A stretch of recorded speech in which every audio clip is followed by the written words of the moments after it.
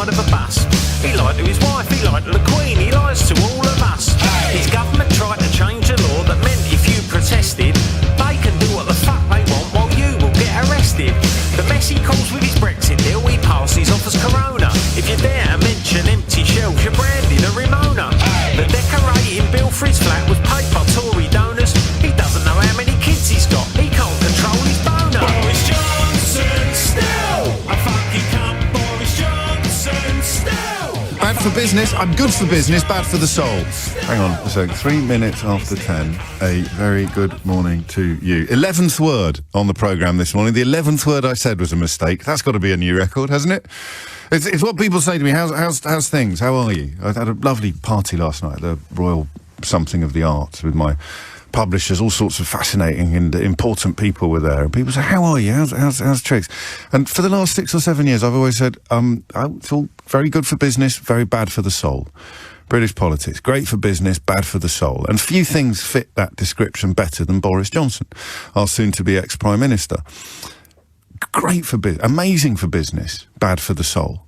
He's been good for business since, time immemorial, since I was in short trousers, practically, but very, very bad for the soul. And that's quite a selfish analysis, of course, of Boris Johnson, but it's something that I say when people ask me how I am. Of course, the real deal is that Boris Johnson has been incredibly good for business in the same way that Donald Trump was incredibly good for business. I'm talking largely about journalism, and particularly journalism that leans towards commentary and analysis rather than mere reportage. Very, very good for business. Appalling for the country. Great for business, bad for Britain.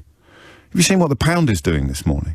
Have you seen that? You've seen the IMF warnings about our energy crisis being worse than anywhere else in Europe. You've seen the fact that you can't even take the kids to Disneyland Paris anymore on a direct train because of the new checks that are coming in later this year. All of this, arguably a legacy of Boris Johnson's premiership. But I am interested today, genuinely, in what you're going to remember him for.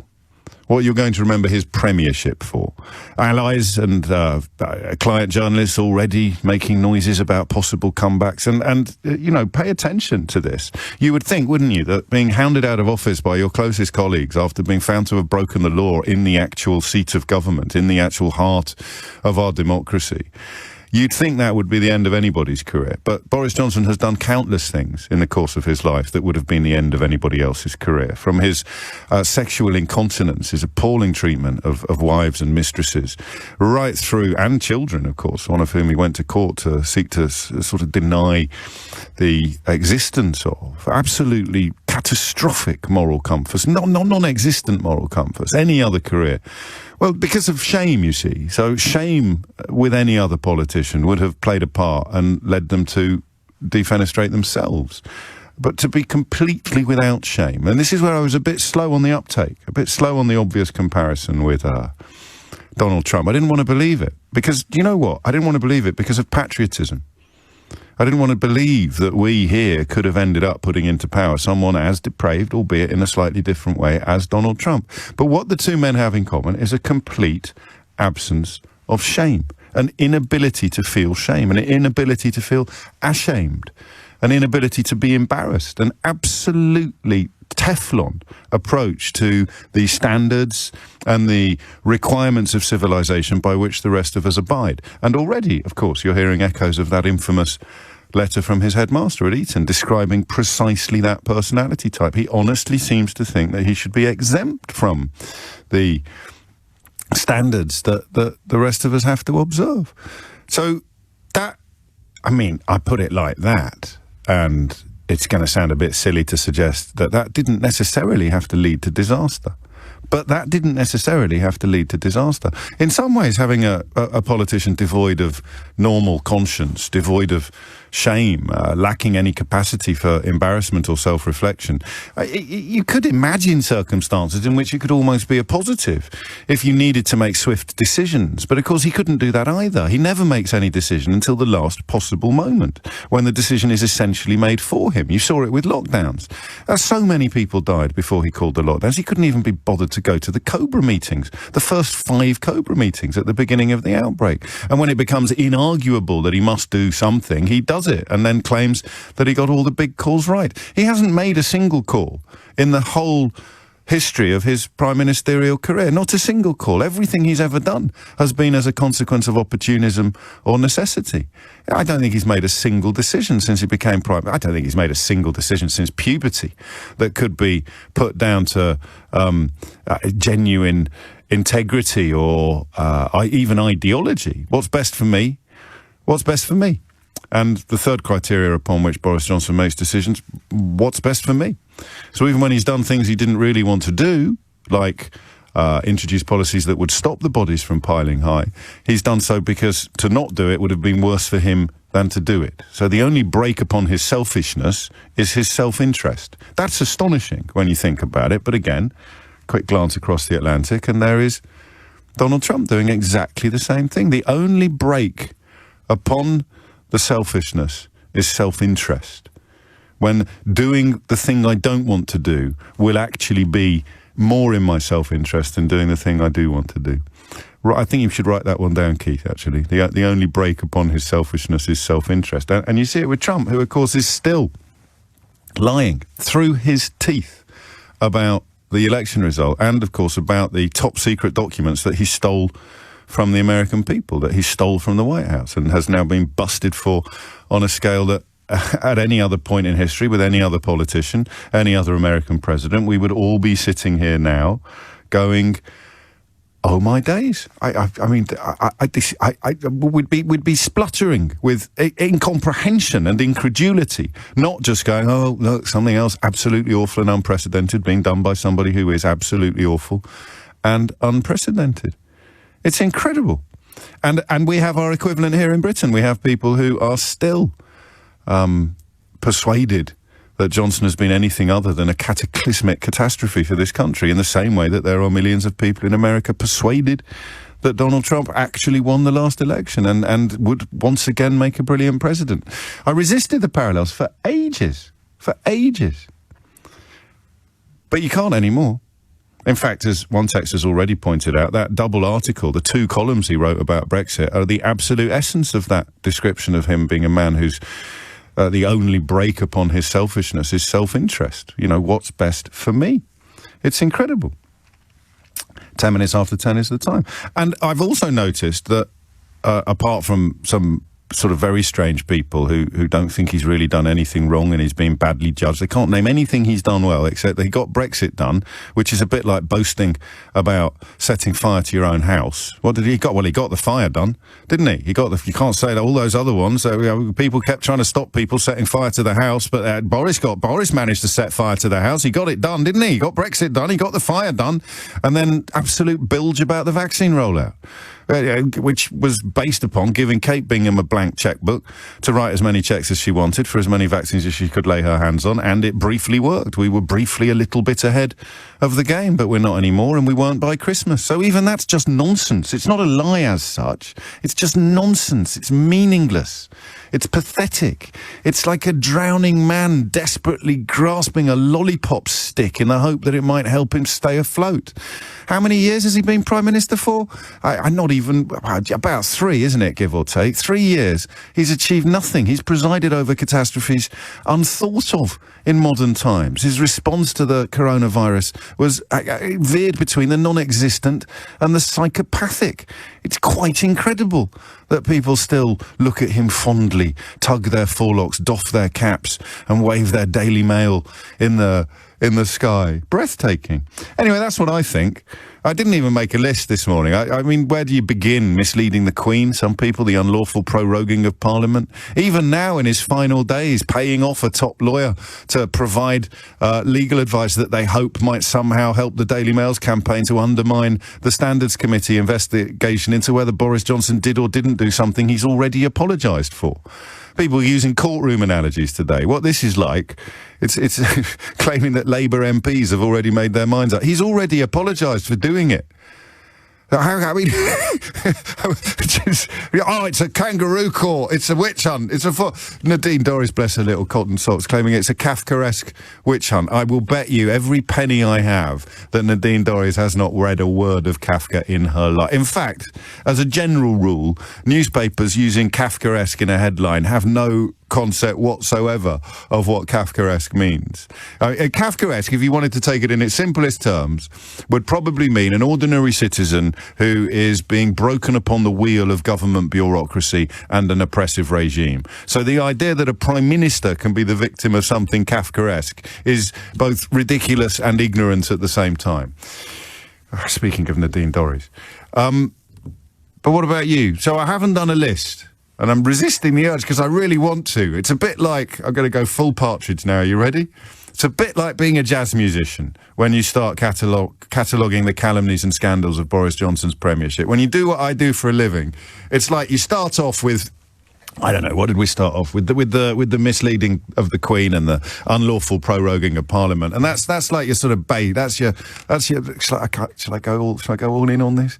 That's sort of your opening notes. You know, I was at Ronnie Scott's last week, see my friend Curtis Stigers, and when a jazz band gets off on one, when it goes off flying, it's just a thing of beauty, right?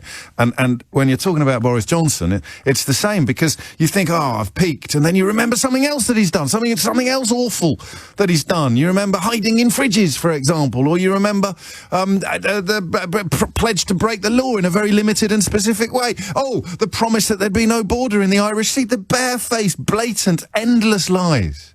The wriggling.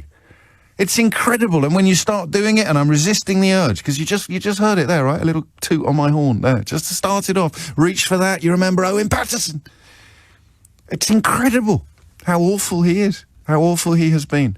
And, as with Trump, how many people continue to worship at the altar of his lies and nonsenses. I'm going to put a little apology out. I don't imagine you're going to carry on listening. But a couple of texts coming in. Don't you have anything else to say? Don't you have anything else to talk about? I do feel for you. One of the curses of being a liberal, being a centrist, whatever you want to call it, compassion is a curse. I even feel sorry for Liz Truss today, because one newspaper reports that her own father is so disgusted by her political journey that he can't bring himself even to talk about her. And that, you think, if you're human, if you're not built like Boris Johnson's built, you actually can feel sorry for Liz Truss. And if you're listening to me, and you've spent years listening to me, and here's another one. Let me get this. Here's Kevin Skinner. For God's sake, leave it. Leave it. All in capital letters. The poor fella is literally screaming at his radio and sending capital letter texts or tweets into this, because now that mirror that you've spent years avoid, you're staring right into it, and you're seeing what I've seen all along, and you cannot. You're not ready to forgive yourself yet, so you're going to reach out, you're going to lash out in anger at all of the people who told you exactly what he was like. The straw that broke the camel's back was the promotion of a sex pest, and then lies about knowing he was a sex pest before the promotion. The straws that didn't break the camel's back, the parties, I'm doing it, I'm tooting my horn, I don't want to do my solo, I don't want to do my jazz solo, I want to save it for you, I want you to list the greatest hits. Because once I start, I'm not going to be able to stop. It's incredible. And little Kevin Skinner there, his capital letter tweet says, stop it, leave it, you're so boring. It's not my fault, mate. It's not my fault that you gave all your money to a scammer on the internet. It's not my fault that you bought that box from the bloke in the van who told you it contained top-of-the-range speakers, and when you got home it was full of bricks. It's not my fault you replied to that text message saying that they'd failed to deliver a parcel to your house, and it turned out they'd emptied your current account. It's not my fault, mate. It's yours. It's yours now. The contempt for the con men, compassion for the conned, I think has reached its expiry date. If you're still signing up to this, if you're still swallowing it, if you're still buying it, if you're still doffing your cap and tugging your forelock and saying you got all the big calls right and muttering some bilge about Brexit and vaccines, it's on you now. Because he's gone. It's over. He's finished. And all that's left is you. Potless. Clueless. Victim. And still pretending that he's on your side. I genuinely, and I know you're not going to want to hear this, I feel so sorry for you. I truly do. But I did my best. Let's get the phone lines open. What will be your abiding memory of Boris Johnson's prime ministerial career? That's it. That's all I want. And, of course, if you think you've got some positives, then straight to the front of the queue. 0345 6060973. You can do the detail, the individual event, the memory, the episode, or you can do the broader analysis, what he's done to democracy, what he's done to your faith in politics, what he's done to parliamentary sovereignty, what he's done to the rule of law, what he's done to the relationship between truth and reality, all of that. But you need to ring in. And you do so by dialing 0345 6060973. Just one final word on the screaming capital letter text and tweets. I don't enjoy your tears. They upset me. They sadden me. I don't enjoy your tears. So now do you see that bit of the con? Of persuading you that a victory was the discomfort of people who care about the truth? Somehow you score a win when people who care about common decency are frustrated by the election of a man who has none. You think that it's some sort of triumph for you when people who understand what leaving the European Union would mean are reduced to anger and heartbreak at the prospect of doing something so ridiculous while you'd been persuaded it was a good idea, and then you realised it wasn't, and you're just left clutching these pathetic straws of schadenfreude. Oh, it's awful. It's my house is on fire, but I love it because the neighbours are going to get their conifers singed. My house is on fire, but I love it because the bloke over the road is crying. You set fire to all our houses. And Boris Johnson, he struck the match. It's the end of the line for Boris Johnson. I mean, I suppose Lord North might give him a run for his money, but probably the worst Prime Minister this country has ever seen. I'd include Neville Chamberlain in that, for the record. But that's just my view. What's yours? What will you most remember him for? What is... And it doesn't have to be your sort of top thing, because we might all agree on that. It's just the thing that, for you, pops into your mind when I ask that question. What will you remember Boris Johnson's prime ministerial career for? 22 minutes after 10 is the time. Alec is in Cardiff. Alec, what would you like to say? Hi, James. Are you well? I'm pretty good, yes. But as I say, the last time I spoke to you was at the end of Trump's tenureship, so I thought I'd ring back today. I like this. You're a sort of human bookend. Yeah, a bit of continuity in that respect. Carry on. Yeah, so just a simple one. And as you say, it's not like the top thing, but one that right at the start of the pandemic, when he was given one of his first speeches at the lectern, and he stood up and he's got everyone's attention, there was like, oh, this looks really serious. This is going to be a really big thing. And he was speaking in a very statesmanship way, and unlike Boris, and it really got the country's attention. It was, oh, this is a really serious issue. And as you said many times, many other journalists have reflected on, and then at the end of it, just went, oh, but I've been shaking everyone's hands at hospital anyway. And it's almost like he just can't help himself. He just can't be serious. He can't do it properly, and thinks, oh, this isn't how I behave. I've got to make a little joke, and just, in doing so, just completely undermined everything he did. He got everyone's attention. It was, oh, this is really, really important. And then all of a sudden, it's just completely taken the rug away and just completely undone all his good work. Well, in that particular moment, it's just incredible. And I guess this is probably the last day upon which, unless there is some sort of Nosferatu style rising from the political grave, this is the last day we'll try to unpick what that means or where that could possibly come from. Of all the things you had to do that day, don't undermine it. Don't do the polar opposite. Don't boast about having been doing the Why do you think? Do you think it was? I think it just captures. He just not fit for the job, and only ever cares about doing it. Yeah, but even if that were true, what comes into his head at that point? Is it? I don't really mean what I've just been saying, and because I'm so petulant and so childish, I'm going to throw something in that shows everyone I don't really mean what I've just been saying. Or I think it just surmises his whole character and demeanour, the way he's always operated. Just doesn't take it very seriously and just in it for a laugh. Shaking hands with COVID patients. Yeah. Why would you say that? Why would you do that? I don't know. Why would you say that? It's incredible, isn't it? It doesn't. There's no logic to it, and I can imagine all his advisors just going crazy in the background. And why did you do that? And it's just. I mean, I forget if Tan was there at the time. Imagine what he was thinking about it, all the scientists, because there was that very early, obvious contrast between the scientists and the politicians, and obviously they advise and they make rules and what have you. And well, they do science.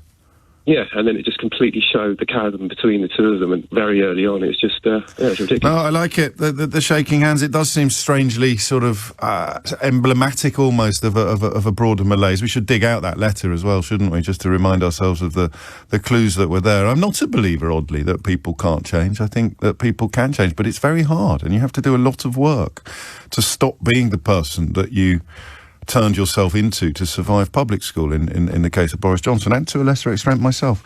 Audrey is in Folkestone. Audrey, what would you like to say?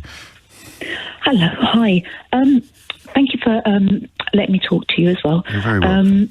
I think my biggest regret of the last 3 years, and I didn't vote for him, is watching the establishment, watching politics, the trust completely gone. It stems from we can't believe the experts anymore. Yeah. It stems from Brexit and everything else. And I was just saying to the lady before I came on to you. That's no lady, that's my producer.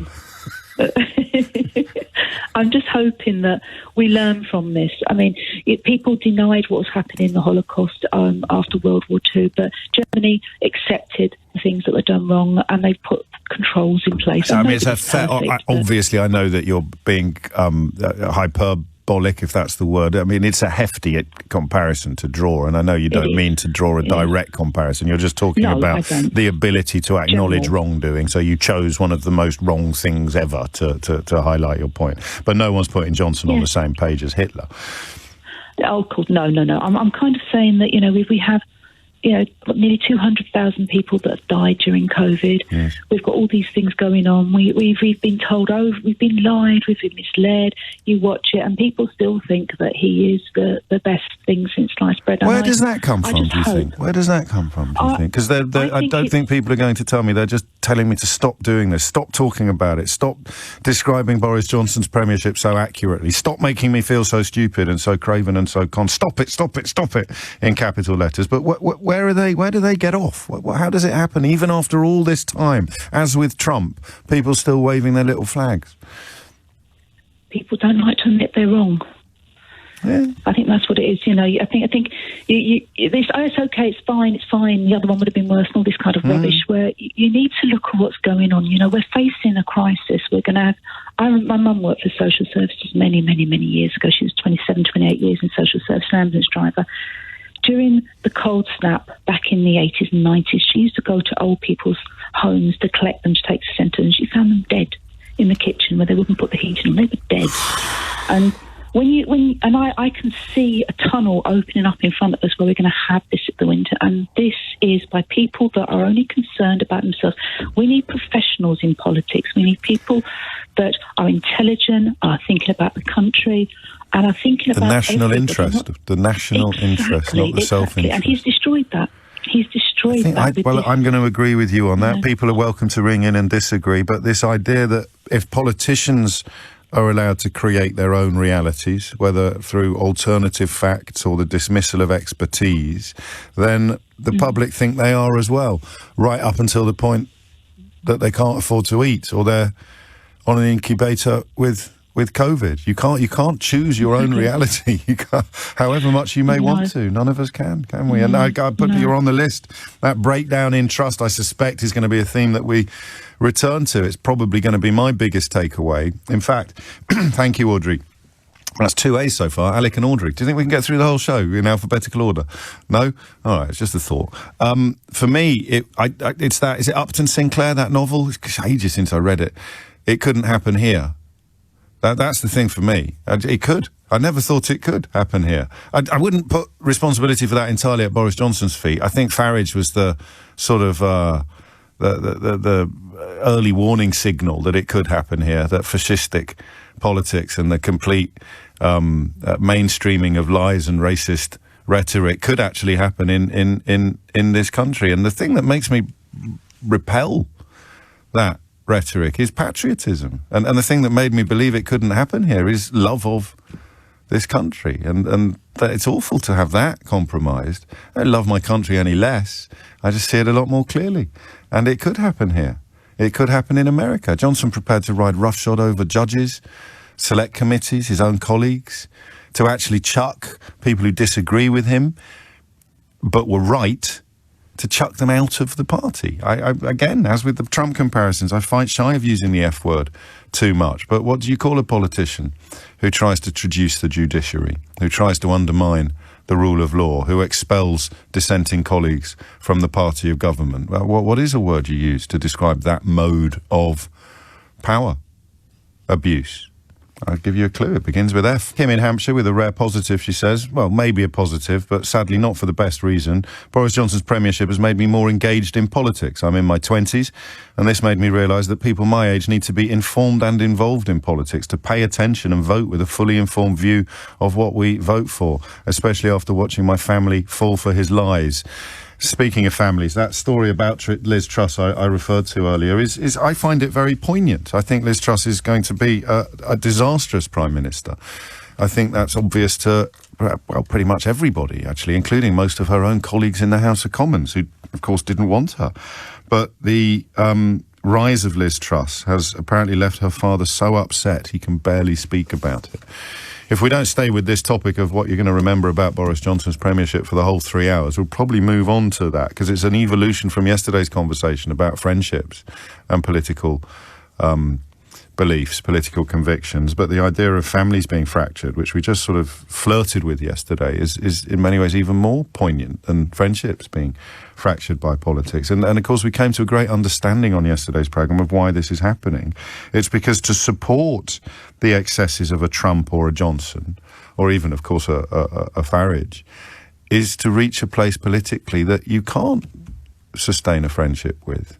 It's not about Brexit, necessarily, because that could have been many different things, but it's about breaking point posters and Rwandan deportations and dinghy demonisations. It's about dehumanisation, Muslim bans, for example. And if you've got people you thought were your friends who are into that kind of thing, which is still very much on the rise, then I understand how friendships can fail. But what happens in the context of a family? We may get onto that a little later in the programme, because if it's happening in the next Prime Minister's own family, you've got to imagine it's happening in millions of others. Rachel is in Bristol. Rachel, what are you going to take away from this curious period of British politics? Hi, James. Hello. Lovely to speak to you. I think trust, again, is a big one, but for me, I've never really trusted Tories. I've always been quite left, quite liberal, but Sure. it's the trust in our, like, institutions, those checks and balances that come in. You know, he paroled Parliament, nothing happened. The Owen Patterson, there was a bit of pushback on. I think that was the beginning of the end, actually, because I can probably muster up a defence of our checks and balances from the fact that he did finally get found out. He did finally get slung out, but it would take me quite some effort. That was on a very minor thing from me. Yes, well, it not was. minor, but No, in constitutionally broken the speaking, law, yeah, you could say he's it been was proven minor. to break the law, and he stayed in power. And I didn't understand. That broke my brain. I didn't understand how that was allowed to happen. And every little thing, it just chips away. And you think until- you see reports that Liz Truss may not even have an ethics advisor, and you realise that the damage doesn't go away with him, does it? Because he's kind of Exactly. pushed the envelope so far. Kwasi Kwarteng, someone in the House of Commons has removed all reference to Kwasi Kwarteng's role in the Owen Patterson scandal and cover, or attempted exoneration of Owen Patterson. That's been removed from his Wikipedia page by someone in the House of Commons. That, of course, is part of the legacy. He's likely to be the next Chancellor of the Exchequer. So the Prime Minister might do away entirely with the ethics advisor, and the Chancellor of the Exchequer or someone is rewriting his Wikipedia page to remove all reference to his role in one of the defining scandals of Boris Johnson's premiership. It's not going to go away with him, is it? Exactly, and the more they push it, the more they think they can push it, and they'll just nudge forward until it's just, I don't know where it ends, really. No, well, we do know where it ends. We just hope that we don't get there. We hope that there are interventions before we do. And your pessimism about checks and balances is built, I think, on the knowledge that what actually did for him in the end was the self-interest of Conservative politicians who'd begun to think that they were more likely to keep their seats if someone else was in charge, rather than any sudden discovery of a moral compass or an integrity alarm. And I mean, he stacked the government, obviously, with people that were always going to be at his beck and call, always going to be behind him. So there didn't seem to be anyone left to call out and shout before that. Which is why until they realised they were all heading, you know, for the door. The 3 Ps I've got from you then: the proroguing, the Patterson, and the parties. Yeah. I think the 3 Ps is a very neat way to put it. And there they are. And you know, again, people, it doesn't matter. Oh, no big deal. Keir Starmer had a curry. Or so. The Daily Mail's gone absolutely bonkers now with this attempts to undermine the Standards Committee. Quite incredible. The committee, when the inquiry was convened, had a majority of Conservative MPs on it. It was chaired by Chris Bryant, who immediately recused himself and said, look, and in order, this is the thing with trying to do the right thing, if you like, because the Daily Mail don't care. The chair of the committee says, look, I've been too outspoken on Boris Johnson's law-breaking and lies, so obviously I'm going to step down because it's the right thing to do. So he does the right thing, and yet, of course, they're still queuing up to attack the committee, even after Chris Bryant does the right thing, because that's what happens when the F word is on the table. The idea that you can have a traditional toing and froing of politics when you've got the Daily Mail essentially punting absolutely baseless propaganda, it goes out the window. 2 weeks of front pages about Keir Starmer's curry, knowing that it was all a load of an inverted pyramid of piffle, if you like, but desperate to try to create some sort of false equivalence. Even the BBC starts reporting it after day 4 or day 5. The police get involved after day 6 and say they're going to have, you know, incredible scenes of manipulation of the political discourse by a media baron.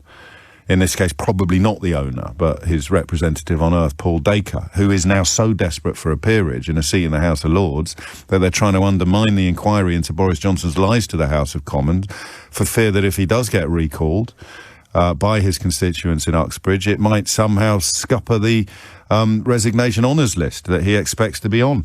10:40 is the time. I mention all of that because the damage done, it's like a cancer at the heart of our constitution, at the heart of our democracy, and getting rid of one enormous boil, one enormous tumour will not, as anyone who's been through these nightmares know, will not get rid of the cancer. Alex is in Acton. Alex, what would you like to say? Hi, James. Yeah, very much following on from that point. I think the most notable thing about this whole farce is the size of his majority that he got at the general election. That's a great the point. People that have never voted Tory before in their lives broke cover to vote for this guy. Yeah. And you could see him coming from a mile off. He got fired for making up quotes. You could see, you know, how to the degree to which he stood by the first of his children. You could see him coming, and yet people still decided this was the moment to change the habit of a lifetime. And the thing that's really terrifying about that is the precedent it sets for the Tory party. Yes. Because if this showed the Tory party that's how you win seats that you've never won before, what happens next? I mean, and the same thing is happening in the States with the Republicans. And it's funny that at the moment, I think it's quite easy, especially with him leaving and him trying to inflate his own legacy. It's easy to go for the scapegoating. I think your point about the tumour is exactly right. The really terrifying implication is what this says about us as a democracy, and what it says about democracy in an age where people can coalesce around the craziest ideas on social media. They can make themselves believe anything. Where do we go from here? So your phone line is dodgy, but the quality of your call is exceptional, and it tallies with a lot of the stuff that Maria Ressa, the Nobel Peace Prize-winning Filipino journalist, has written about in her new book. I saw her again last night. I interviewed her earlier this week, and almost word for word warning about that. That phrase there, coalescing around the craziest stuff on social media, is a large part of it. And also, as you've alluded to, the lessons that opportunistic politicians will learn. I think Liz Truss I genuinely believe that Liz Truss has sat there with a notebook, almost astonished at what Boris Johnson has got away with in the context of truth versus untruth, in the context of reality versus lies, and she has thought, wow, look what I'm reminded, I've said this before, of that Ricky Gervais film, The Invention of Lying. It's as if Johnson was the first person in the world to discover, Johnson and Trump, in a Western democracy, that you really can lie on a scale that is beyond the belief of ordinary people. And Liz Truss has sat there like a sorcerer's apprentice, and now she's rolling out her own versions of it with still on her face a look of, I can't believe I'm getting away with this. And they cheer, comparing the BBC to one of these ludicrous new TV channels unfavourably, saying at least we get facts here, and the audience cheer. Boris Johnson saying the media got rid of him. She knows it's not true. She even apologises at the end of the interview to the journalist on the stage with her, but she can't quite believe people are cheering it. That's scary. Exactly. I mean, your point about the Philippines is right. I mean, Marquez, if I remember rightly, he's a convicted criminal. It seems to be like more of a global phenomenon. It seems to be a breakdown of democracy on a much, much bigger scale. And it does beg the question, what next? I think trust is arguably relatively innocuous compared to what's potentially coming down the line. Maybe. And you say that, and in fact, one of the people that wrote, thank you, Alex, I did a broader step back analysis there. It doesn't have to be individual instances, but that broader lesson, the size of the majority and the enthusiasm, the passion of the support still out there. You see it a lot on social media. People who have given up any semblance of caring about truth or reality and are just, never mind the quality, feel the strength of my passion.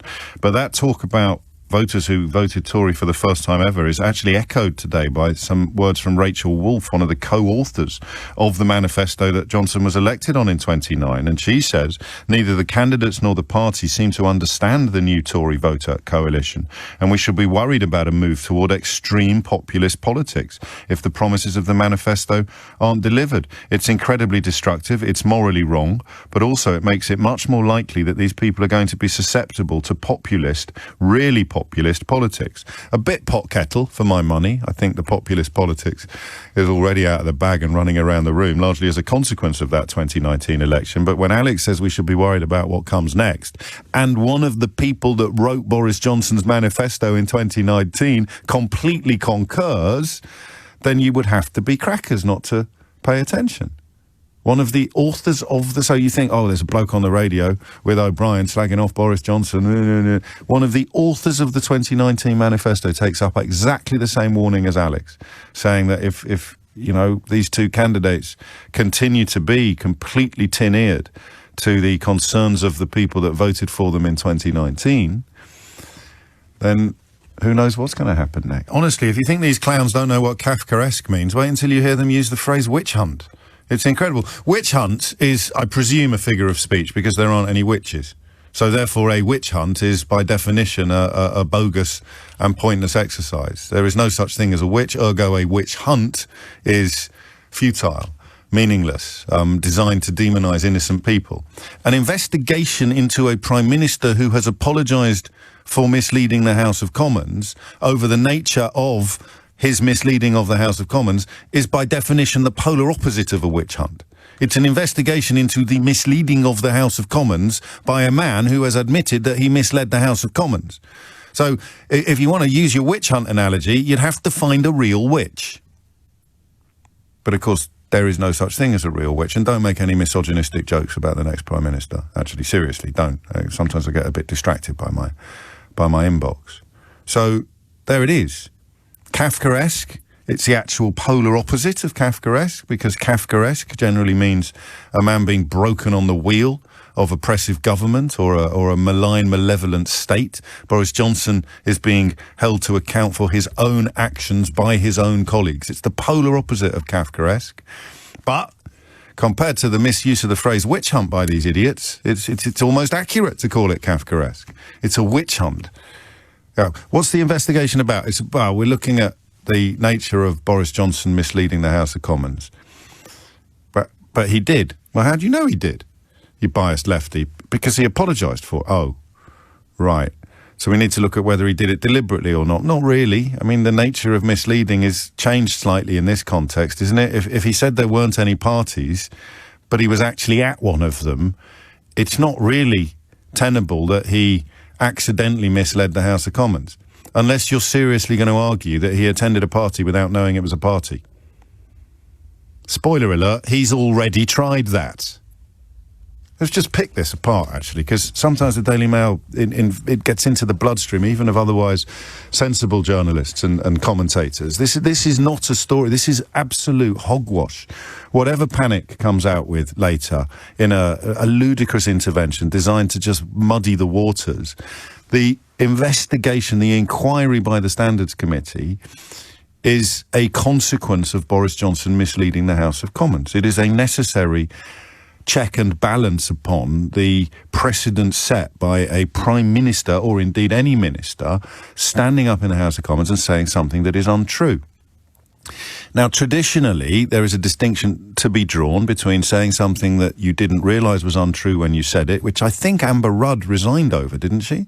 Didn't Amber Rudd resign because she said something untrue without knowing it was untrue? She'd been given some duff information by her office. God, that feels like a lifetime ago, doesn't it, when a senior front bench politician would resign for accidentally misleading the House, or it's been done deliberately. Johnson's defence can only be that he did it accidentally. But how can that be an even vaguely meaningful defence when the thing you misled the House of Commons about was the thing you did yourself? So when he said, all rules have been abided by at all times, okay, that's fine. He honestly thought all rules had been abided by at all times, and he didn't realise that his colleagues were having parties. Could just about get away with that up to the point when it emerged he was at lots of parties himself, only one of which, bizarrely, has resulted in a fine for law breaking. So to claim that I didn't realise there were parties, despite having been at them, is impossible to frame as accidental. It is literally impossible unless, and I can't believe this is happening in my country, unless the most senior politician in the land is truly going to claim that he attended a party without realising he was attending a party. He thought it was something else. He didn't know it was a party. It's a bloody great cake there, but he didn't know it was a party. And that's the point that we're at now, with the full connivance of Paul Dacre and the Daily Mail. Boris Johnson's defence is that he only accidentally misled the House of Commons when he claimed there hadn't been any parties, because even though he actually attended parties himself, the party he attended, or the parties he attended, he didn't realise were actually parties. And the client media going along with it, the people pretending that there's something here, even the BBC reporting it this morning because the Daily Mail's front page exercises far too much influence over the news agenda of the rest of the country. Otherwise, they wouldn't have spent 2 weeks sticking the nonsense about Keir Starmer's curry there. Is now being dedicated to trying to undermine this inquiry, this investigation into a lying Prime Minister, because former editor of the Daily Mail's peerage might be on the line.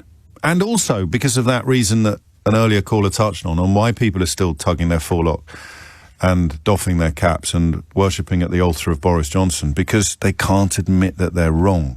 The more curdled your soul is, the more powerful you are, the more arrogant you are, the more convinced of your own brilliance you are, the more impossible it becomes to admit that you've bet the house on an absolute lemon.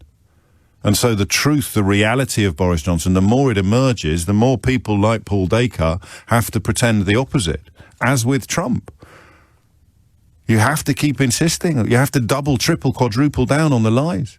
And you end up like Rudy Giuliani or Paul Dacre, who I think are probably quite similar characters, peddling absolute bilge in order to avoid the admission that you have made a terrible, terrible, terrible mistake, and you have inflicted upon a country you profess to love the disaster of Brexit and the absolute aberration of Boris Johnson. Lucy's in Oxford. Lucy, what made you pick up the phone? Oh, hi, James. Hello, first of all, I just wanted to say thank you so much for your show, because you managed to articulate and mirror my feelings, but just managed to say them. You keep me sane through all of this. Well, you keep me sane as well. So it's mutual. Thank you, Lucy.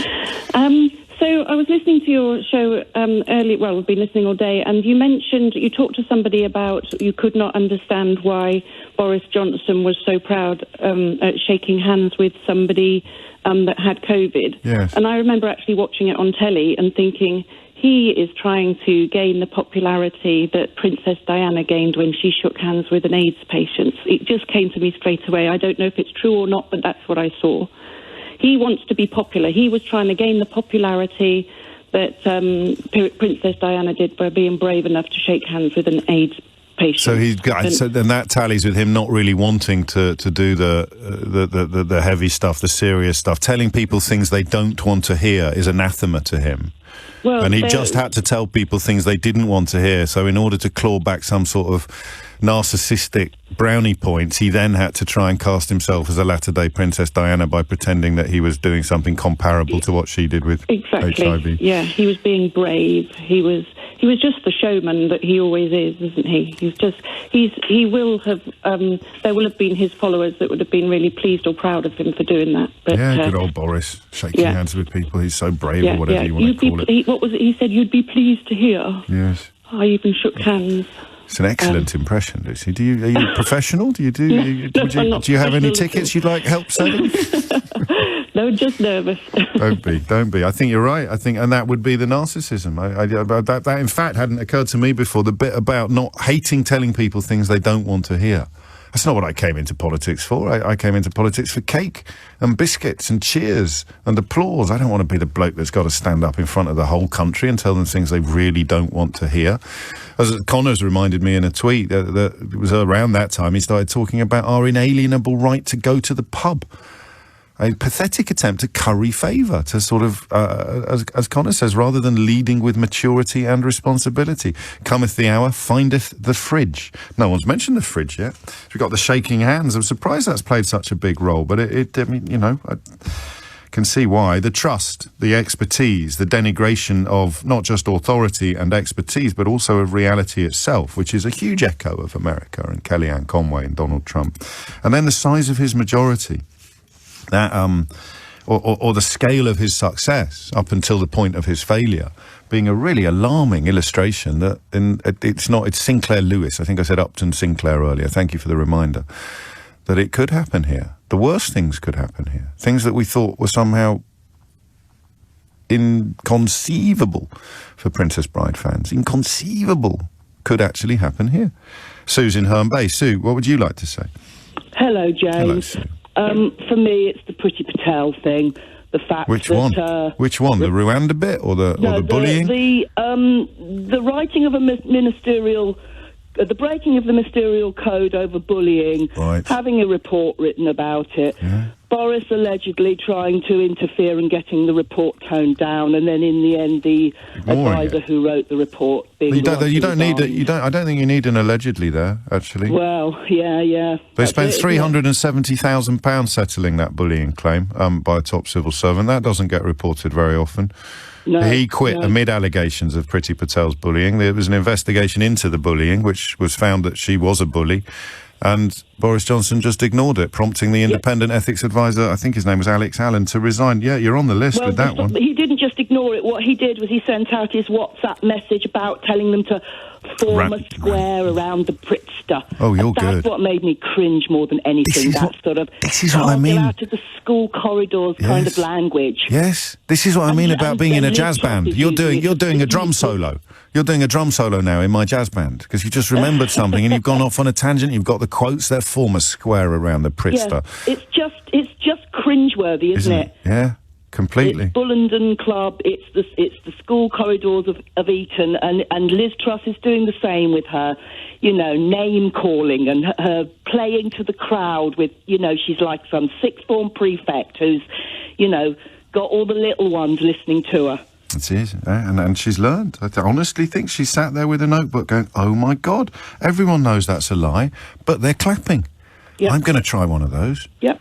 And that's really what's happened at these interminable, insufferable hustings. Every single one of them. I'm going to try one of those live. One of those. Anything Johnson can do, I can do better. Yep. And of course, she'll probably keep Priti Patel in post. I'm hearing not. With the Rwandan thing, of course, that it's disgusting, and Priti Patel should be long gone. She should have been sacked, and she's been sacked before, and yet here she is. She's back, and she's in charge.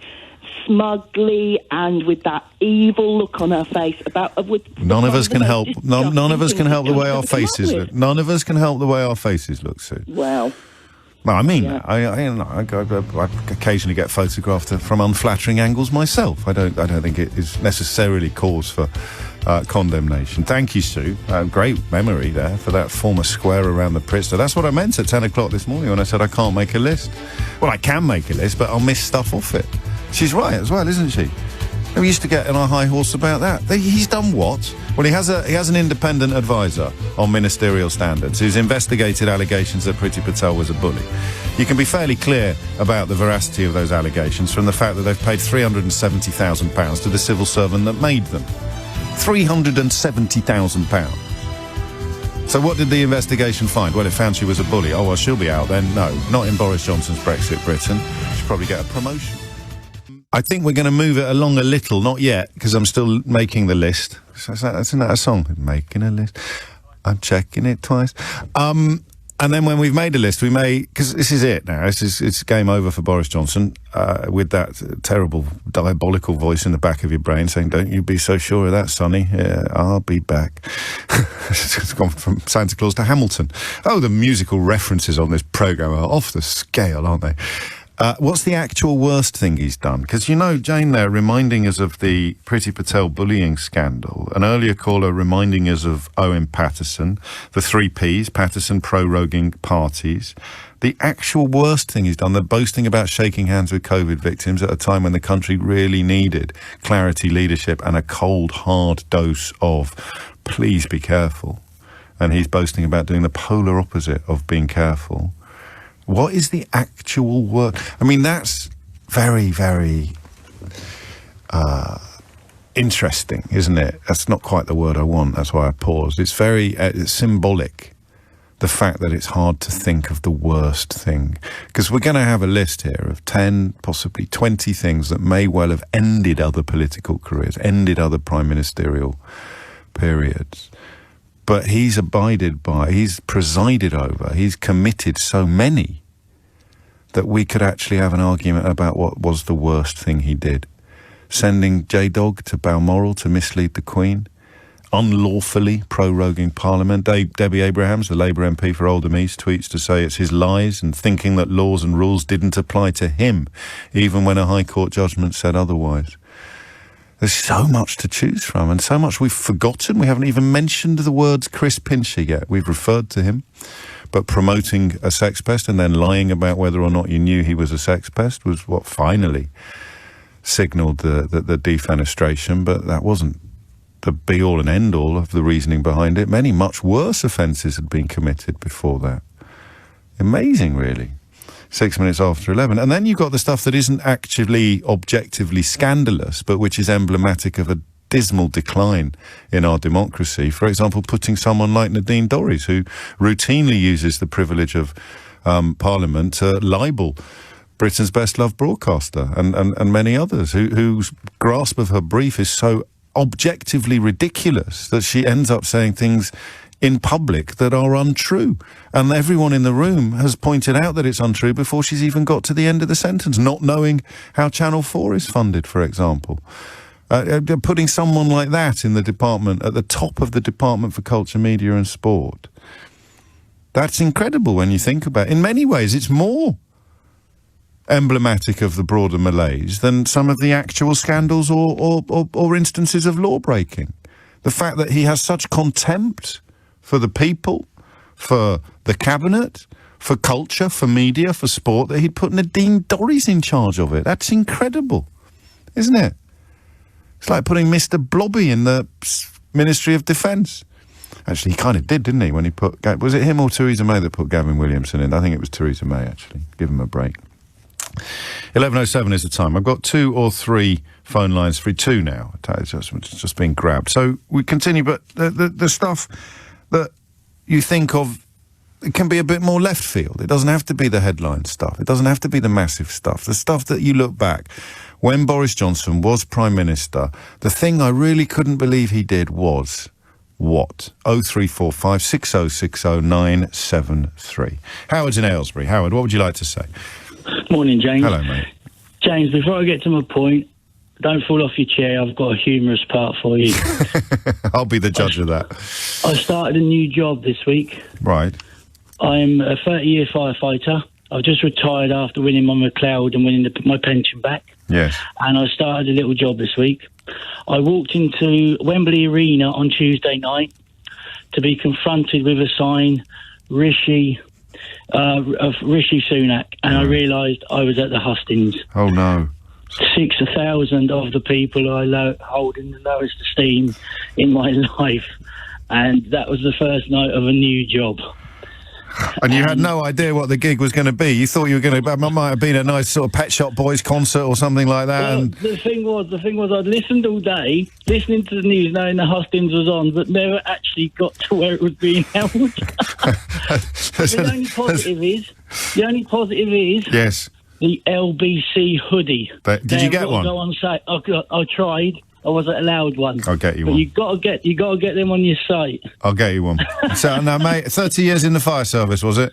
Yeah. I'll get you one. All right, yeah. Keith. Hang on. I need to speak to my colleagues. Can we make sure Howard gets an LBC hoodie? All right, a large LBC hoodie, because he deserves it after the shock he got when he opened the door of the Wembley Arena on Tuesday night and saw that lot gathered there with their flags and their forelocks. And the irony was, I had an FBU T-shirt to wear under my uniform. Oh, sensational, sensational. Well, as a firefighter, I probably don't need to be Nostradamus to know what direction this conversation is about to go in. All I'm going to go with is, do you remember the other week you had a gentleman caller on who mentioned the scab that's been removed off your arm? Yes. And the infection just rises to the top. As I said to your researcher, they will hold Johnson in the same way as they do Thatcher. When they want a cheer, they will mention Johnson. This will be the newest one, because as witnessed the other night, his name gets mentioned, the hall becomes rapturous, applause, everything. I heard this from one of my colleagues. It's incredible, right? If he was on the ballot, he'd still win. He'd beat both of them. I think so. The 6,000 in that room, I say every time, it didn't matter if you had a Trust sign in your hand or a Sunak sign in your hand, when he was mentioned, clapping, waving of banners, everything. It's incredible, isn't it? Yeah, I don't get it. We're in prom season at the minute. Yes. And they're debating whether you sing Land of Hope and Glory. Well, we shouldn't, because there's no hope. And definitely on the world scene, there's no glory to being in the UK at the moment. What will you take away from the premiership, do you think? When I say to you complete this sentence, God, when that Boris Johnson was Prime Minister, I couldn't believe that he actually... I'll give you this one. Before the election, there was a lady on the telly, a hairdresser in Wales. She was questioned about Boris Johnson, and her answer was, we know he lies, but he's our liar. Right. And from that moment, when I heard that, I thought that's where we're at. That's our demise of our country, because that's what people are relying on now. And the best thing that's happened is he has gone, but only to be replaced with more infection.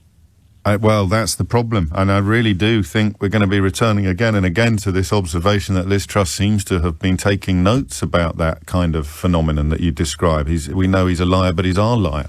Couple that with calls what I've taken from people saying things like, I know he lies, but I love it because it upsets people like you, and that's when you get to this really ugly division in politics, very deliberately stoked. You know, this is what wedge issues do. This is why they hire people like Linton Crosby to come into Downing Street and advise on how you can distract from the stuff that matters by inflating the stuff that doesn't. Culture wars, statues, Black Lives Matter protests, kneeling footballers, all of this stuff.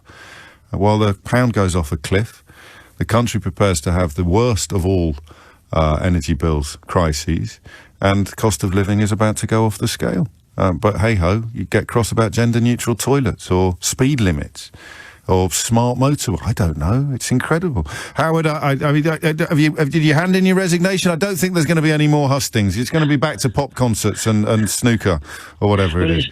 It's Paw Patrol on Saturday, so maybe Boris will be there after Peppa Pig. You never know, do you? Paw Patrol. I know what I'd rather go to. 13 minutes after 11. Jeanette is in Lyme Regis. Jeanette, what would you like to say? Hi, James. Well, I think that, it's so difficult to know where to start, isn't it? But yes. I think potentially one of the biggest scandals this country will ever see, if it's ever properly investigated, will be Johnson's relationship with Lebedev. Oh, wow. Yes, which only sort of seemed to come out by accident, didn't it?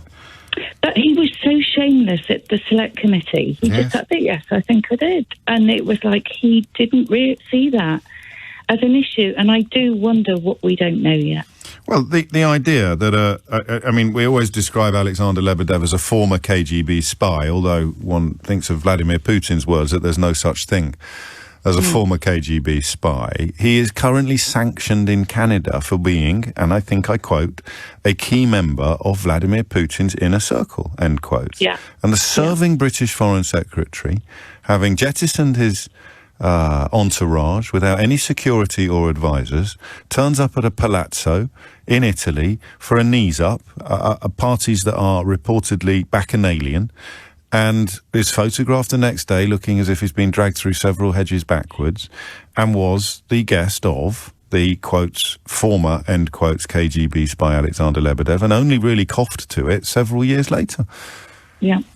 You're on the list, the Lebedevs. I mean, it's the second hour of the programme, and the list it's growing every 10 seconds because there's stuff that no one's mentioned yet, like Nazanin Zaghari-Ratcliffe and the Jimmy Savile slur in the House of Commons, that disgusting attempt to use the worst of racist social media lies to actually bring them into the House of Commons, like that ridiculous Guido Fawkes character, as if he is a sort of person of repute. Incredible, really, to reflect upon what's happened. But you're Lebedev, absolutely on the list. And again, that's something else that, we can't. Why are we investigating that? It happened years ago. Why are we investigating a Prime Minister who misled the House? It happened years ago. This legal advice that Panic is due to give in about 45 minutes, the Daily Mail summarises it into 6 points.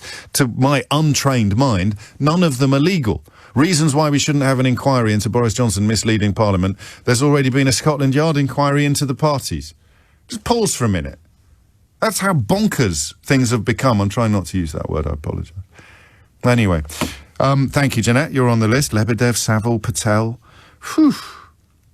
Trust, handshaking. I think we're going to have to carry on for a bit longer before we start going for what's the actual worst thing. Don't forget lying in front of the bulldozers. Yes. He did say that he would lie in front of the bulldozers before he could countenance another runway being built at Heathrow in his own constituency. And then, of course, when the bulldozers moved in to start work on the Heathrow runway, he said he would never let happen. He flew out of the country on a concocted Foreign Secretary business. You're right, Ben. I've put that on the list as well, the bulldozers. I mean, no one's going to put that down as the worst thing he's done, but we're not doing that yet. We're just making a list and checking it twice. Simon's in Tulse Hill. Simon, what do you reckon? Morning, James. Yeah, I am going to talk about that question of what's the worst thing he's done. Go on. I think it's the kind of legacy, the culmination of all these things. The sort of the whole is bigger than the sum of its parts.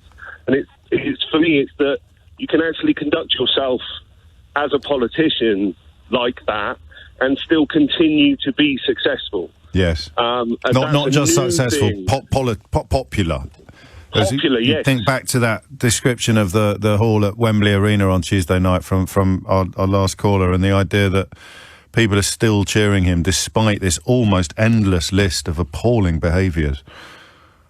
Yeah, and that is a new thing. That wasn't the case before Boris Johnson, and I think that's the worst thing really that has come out of his premiership.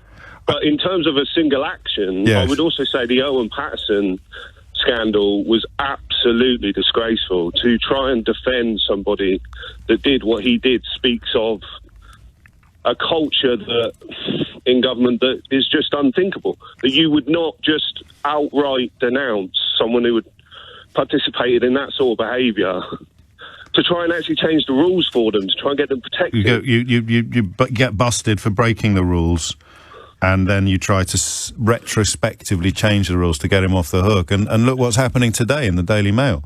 They're pretty clear. It's pretty clear that he's going to be busted for breaking the rules, so they're trying to call off the entire investigation.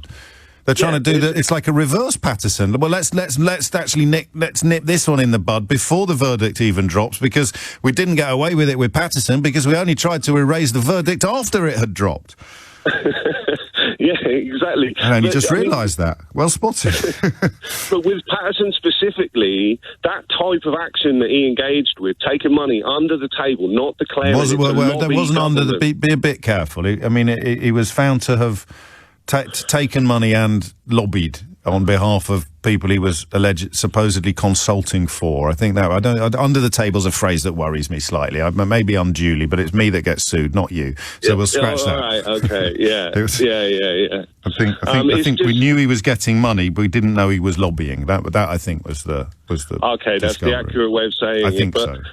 It sounds dodgy, and then to protect that type of person and not denounce it and not feel that there is a problem with doing that, it just speaks of a moral sort of compass and a culture within that government that seems very scary and very dubious. I think Liz Truss is a example of this legacy that I'm talking about.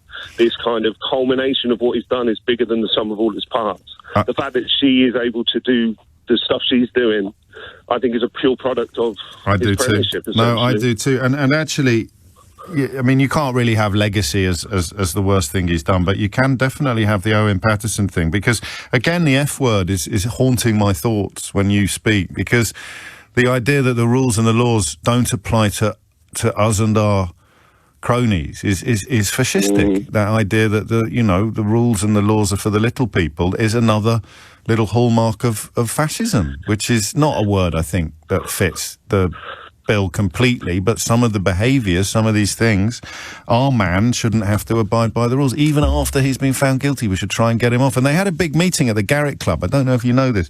It was a bunch of Daily Telegraph former columnists and editors. They didn't invite Max Hastings, a former editor, because he's one of the few from that crew who can see the idiocy of Brexit and who's been quite outspoken about how awful Boris Johnson is. So it wasn't even politicians, it was columnists sitting there, columnists and journalists, all in the sort of Conrad Black, Barclay Brothers stable, sitting there discussing, Operation Save Owen Paterson. Oof. It's horrible. That hits me in the guts. Yeah. It sounds so sort of dirty and sort of underworldish and very, very corrupt. I mean, the corruption. It sounds extremely corrupt, and to think that we've got ourselves into a place where corruption is like debatable. Like people have to have a debate whether that's a bad thing now. It's like, where have we? How have we even got there? Like, that's incredible. It is, and the reason why we've got there is that I think, well, for me, you tell a massive lie like Brexit, and then somehow the truth is tarnished for generations. As all the truth, because every time the lies are exposed, we're not better off. We haven't taken back control. We haven't changed this. There is a border in the Irish Sea. We can't do that. The need to tell the truth becomes ever harder, and what falls into place behind that is more and more lies. Simon, thank you. The dogs from Afghanistan, says Anne in Leeds. That was a grim tale as well, wasn't it? The full truth of which has never been fully acknowledged or admitted. 11:24 is the time. Thank you for that, Simon. I know a little bit more about that meeting at the Garrick Club for reasons that I can't possibly disclose on air. So if you ever see me in a pub, you want to buy me a pint of neck oil, I'll tell you some of the gossip that I've picked up from that Garrick Club meeting of the Save Owen Paterson Society that will make your hair curl even more than it has already. Kirsty's in Gurrock in Scotland. Kirsty, what would you like to say? Hello, hi again. Hi, no, I would just like to say that Boris Johnson, one of the worst things I think he's done is the reputation of United Kingdom. I think he lied. That they're prepared to break international law. That was amazing, wasn't it? That was Brandon Lewis who stood up and said that as a sort of nodding dog to Boris Johnson's backseat car shelf, and to say it. Yeah, they actually said we will only break it a little bit. And then when Cherry, was it Jan Cherry, the SNP woman who's a lawyer, and she got him for proroguing of Parliament. I thought the people would have woken up by then. I mean, I believe in independence for Scotland, but more so now than ever. I mean, I want to be independent tomorrow, for the very reason is that I just feel the corruption at Westminster is like a banana republic. It's not a republic, it's a monarchy, a banana monarchy. I believe that we're worse than some of these African countries that have had they have whole villages for their wives and all sorts of things, and so corrupt. But I think we're even worse than that. Well, you look at a first world country. He might not have been doling out villages, but you look at some of the people he's put in the House of Lords, whether it's Claire Fox or Zach Goldsmith or Daniel Moylan. Huh? I know, but you've got spies, you've got Russian mafias, and well, all steady sorts on. Of No, I'm going to pause you there. I don't know. Have you been on the night shift again? Yes. I thought I can always tell, Kirsty. I can, because you're so adrenalised when you come on after a night shift. It worries me slightly. So no, there is no suggestion of mafioso or espionage in the case of people he's actually put in the House of Lords. And I'm quite happy to make that clear. Thank you, Kirsty. 26 minutes after 11 is the time. I take this up to past. I come back after past with my list. And there must be stuff we've missed off it, but we've still got a little bit more to put on it. Margaret's in Greenwich. Margaret, what have you got? Yes, I heard you mention the North of Ireland, actually. I think the almost trashing of the Good Friday Agreement has been the most egregious thing he's done, because it means civil war in this country again, very likely. It could do. I mean, does this, and it is his fault, isn't it? Because when the withdrawal agreement hit the Good Friday Agreement, what followed became inevitable, and they all pretended that it didn't. Rees-Mogg was telling everyone that we'd come up with solutions or technological solutions, or it was all a big fuss about nothing. Said it on this show, actually. It was nothing to worry about. Everybody knew it was. Some were too stupid to understand, like Rees-Mogg, but Johnson just did what Johnson always does and ploughed ahead with a lie, thinking it would somehow sort itself out in the wash.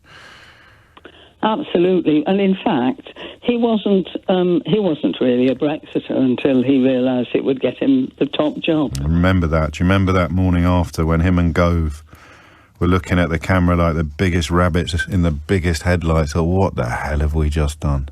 Yes. And we're still only finding out now, aren't we? We are. Well, I mean, we're finding out big time, and people who've been on holidays this summer haven't had a happy time. There have been moments. People have just shot themselves in the foot in so many ways.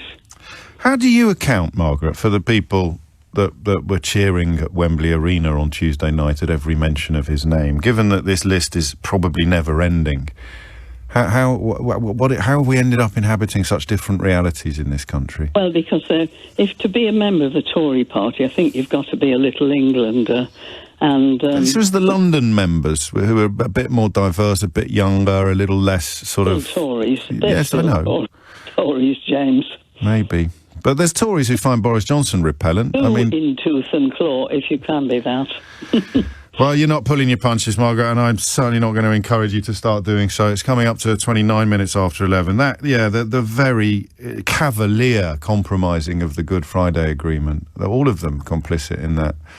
That idea that, the deal that Theresa May got defenestrated for, led by Boris Johnson, that is a sort of semi-coup that he led, was to reject a deal that would have actually protected the Good Friday Agreement. And then along he comes, with the promise, so it's a double header, isn't it, the Northern Ireland point, the promise on the record, on tape, that there would never be a border in the Irish Sea, there'd be no checks, broken immediately by the deal that he signed. That Lord Frost, I didn't mention him on the list of absolute numpties who've been put in the House of Lords. So he negotiates a deal, gets a peerage for it, and then spends the rest of his life whining about what an awful deal it is. That's almost, I'm putting that there as well, Frost and the deal. Good God, we're going to be here all day, aren't we? Which is just as well, because it's only half-time. Well, on to my second page now on this list of what you will remember Boris Johnson for. One more there. One more, I think, then I'm going to do the list, and then we'll start on what's the worst.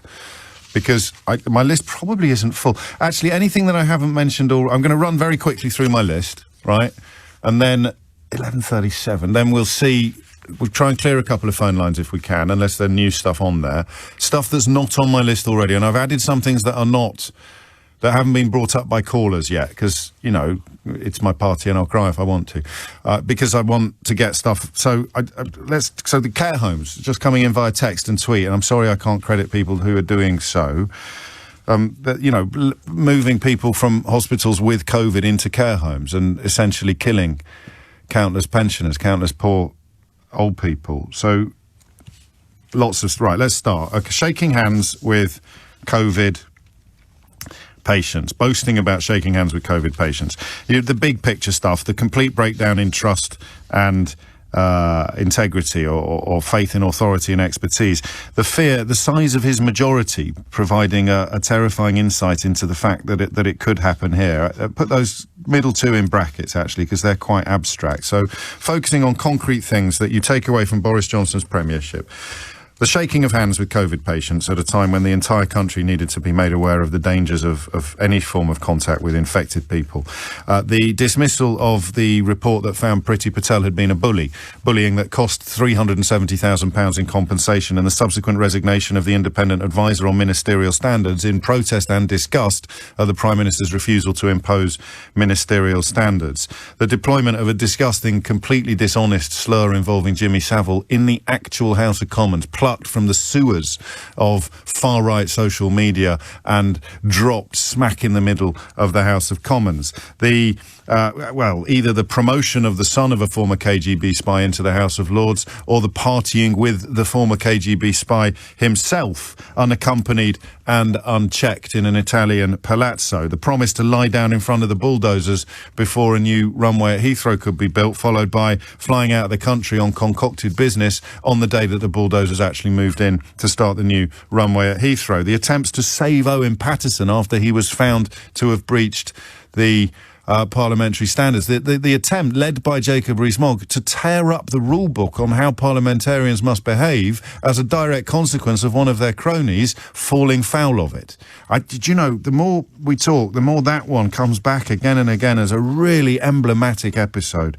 The parties, I mean, is it 123 members of Downing Street staff issued with fines? And I suspect it would have been a lot more if they started investigating earlier. The unlawful proroguing of Parliament, brought about, of course, by the misleading of the Queen. Jacob Rees-Mogg, once again, absolutely at the heart of that one. The lies about the Northern Ireland border in the Irish Sea, that there'd be no border in the Irish Sea, a blatant lie, disproved within minutes of Brexit beginning. The dogs from Afghanistan, a few of you are texting about that, taking out animals, using government influence to help animals be evacuated when humans were being left behind. The pledge to break international law in a very limited and specific way. The threat to the Good Friday Agreement that the whole of Brexit brings about. The existence of David Frost and his ludicrous deal, which he's now spending the rest of his career trying to disown. He, of course, gets elevated to the House of Lords. The people that he's put in the House of Lords, utterly undeserving characters like Zach Goldsmith, the Lord for losing elections. The Claire Fox character, Daniel Moylan, Daniel Hannan, the most undeserved. I mean, almost make an argument for bringing back hereditary peers in the House of Lords if the ones appointed by government are going to be so objectively and demonstrably useless. The school dinners with Marcus Rashford, the appalling U-turn on that. The description of historical investigations into historical child sex abusers spaffing money up the wall. The missing of 5 Cobra meetings at the very beginning of coronavirus, and the essential introduction to the most vulnerable buildings in the country of people infected with coronavirus. I speak, of course, of the protective ring that they threw around the care homes.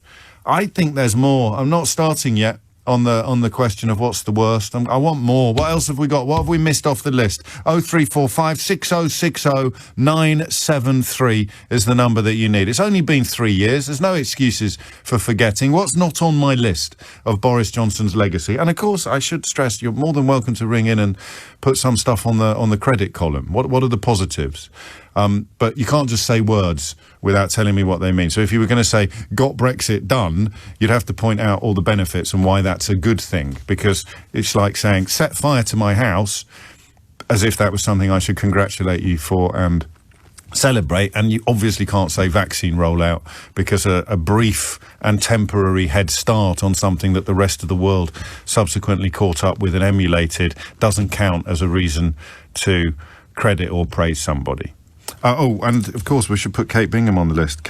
Not Kate Bingham, the other one, Dido Harding, and her test and trace. What was it, £37 billion on that?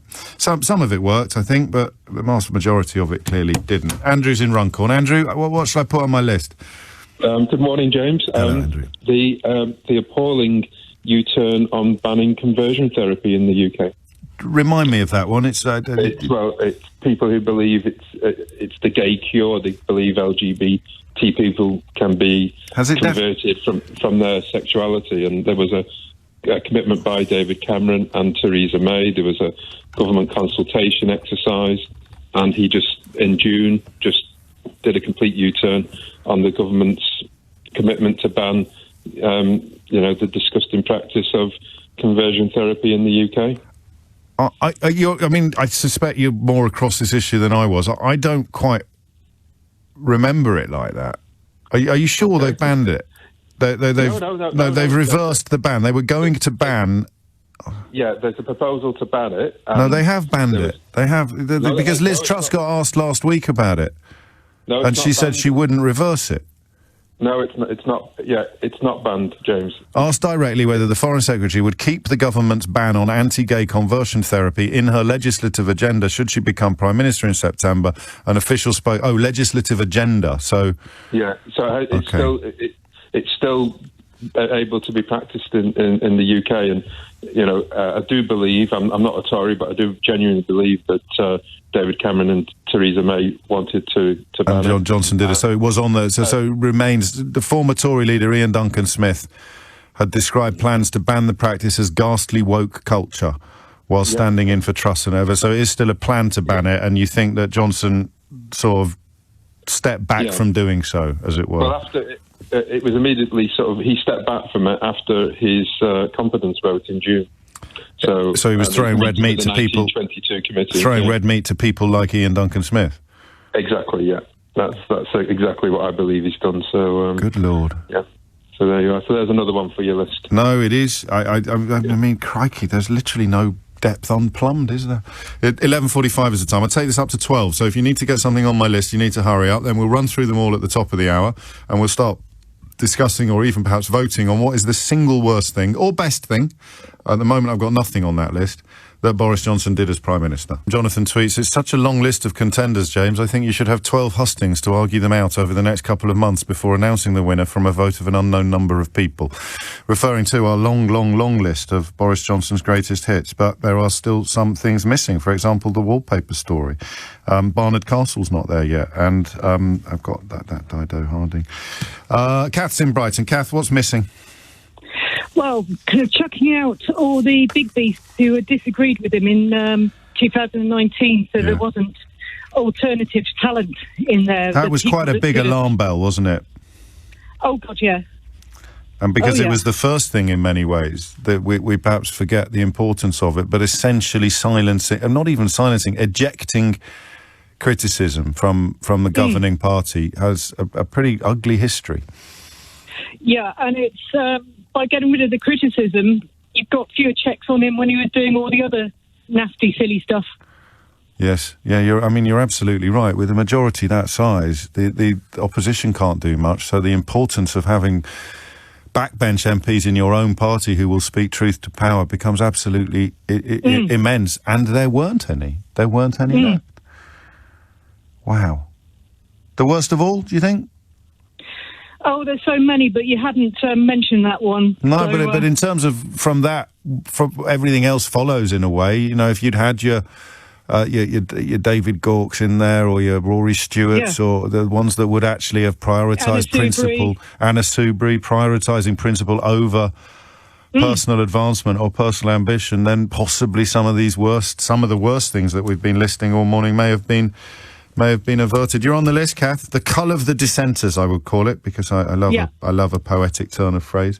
10 to 12 is the time. She'll be talking to Rory Stewart next week, actually, about his new job, which is very interesting. And a lot of people often sort of say, well, what would you do differently, or why aren't you doing anything? Well, personally, because I'm a journalist, not a politician, but some people who have been or want to be politicians, like David Miliband, going off and working for a massive international charity, trying still to make a difference, trying still to do something. Rory Stewart's new job, very much in that category. A couple more on the list, and then we'll start going after which one we actually think is the worst of all. And it doesn't have to be obvious, if you like. It could be something from which all else follows, if you follow me. Stuart's in Galicia in northern Spain. Stuart, what would you like to say? Yeah, good afternoon to you, Mr. O'Brien. Yeah, I was going to mention the 40 hospitals, the complete lie about that. And I was going to say that because there's an architect who worked on hospitals in London. I was so angry when he kept going on about 40 new hospitals. But then I moved on from that, and I thought that could be... I'm putting it on the list. I'm putting it on the list, though. Thank you. Thank you. Because it's just not doable. But the main thing, and I'm an out-and-out Republican, as I mentioned to your producer. Right. When I saw Her Majesty, was it Windsor Chapel, the memorial service? Yes. And she was sitting on her own, quite a diminutive figure, all in black, obviously. And there's Johnson in his cohorts going on about lies about not having parties, blah, blah, blah, and wrapping themselves in the Union Jack. I thought, my God, what has happened to that country?